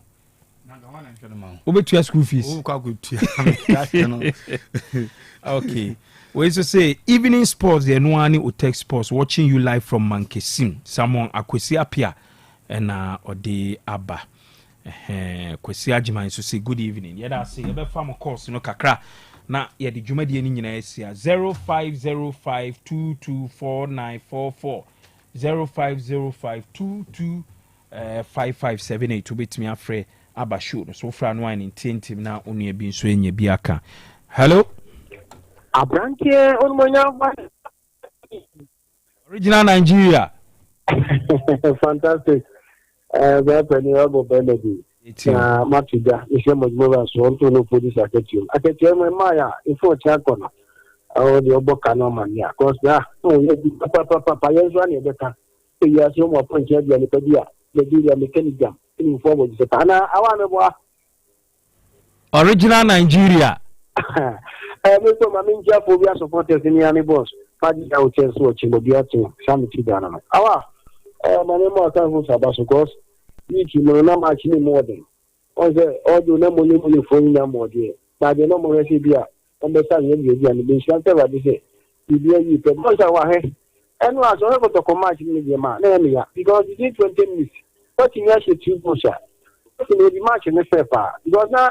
Also, one can be there. It has a culture of players and supporters. With that penalty, I want to name up Nada. Our sir, and yet to come one here here. Now, the first king here, almost penalty, I want by your penalty. Then I'm happy. Can you confirm that you want to? It doesn't come upon a penalty. So that's me here to match you. There's no way to then you don't want to go to the top of our instead of CP MC line and I Juma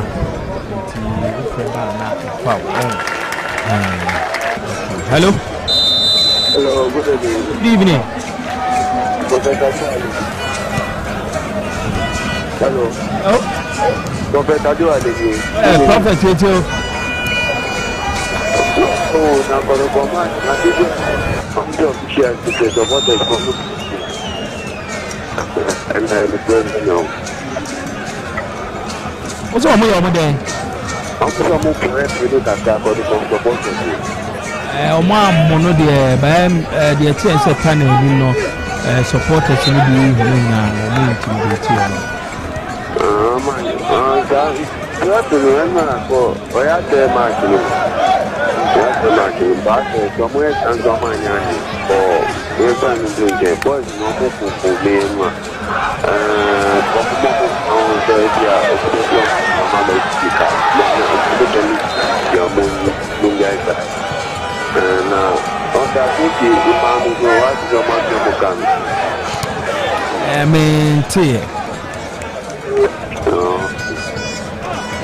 that's it.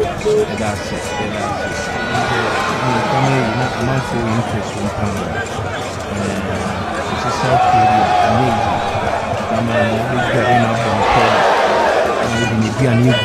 feeding a lunch box in now the Nako school. And what school fees. Hello? Sir. I'm sure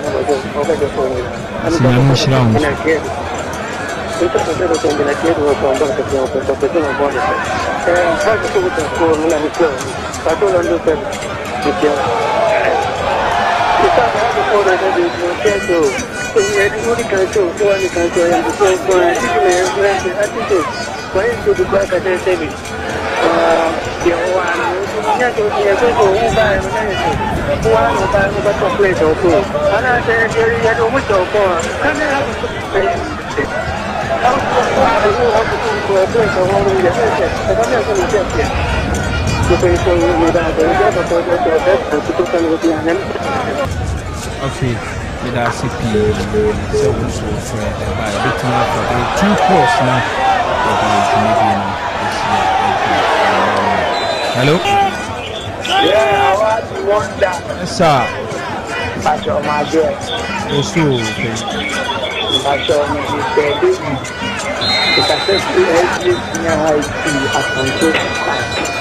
say David, you to radio no can work at the on. No, why you now? Why?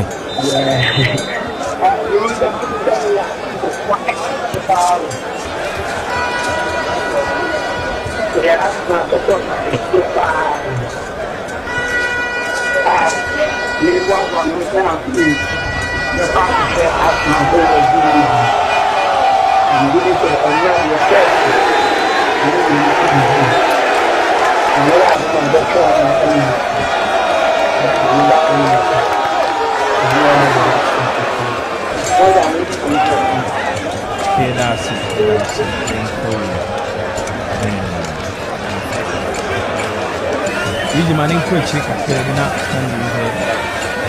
So can I a box in India? Wait.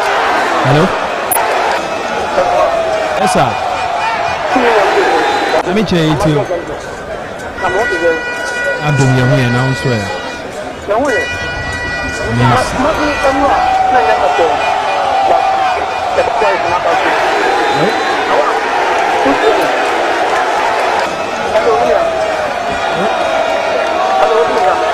Hello? Mr. Nyamiche. Hello? Hello? Okay, Nyamiche. TMPC, team for Edamina Mwase. Nyami Adumo channel for Musha and morning sports on Emfa and after about 7 p.m. on Swa. Emfa Royal Sports and Mamidi Eddie Awal Mohammed. Demopnza to standing car. Kofila be the governor and I think so walasi mote nenka I will show no so production team no sikapa and I feel Eugene Maradona mo and a production work nyina yada mo say yes sorry so many we feed no and free akoswani to Otec 102.9 FM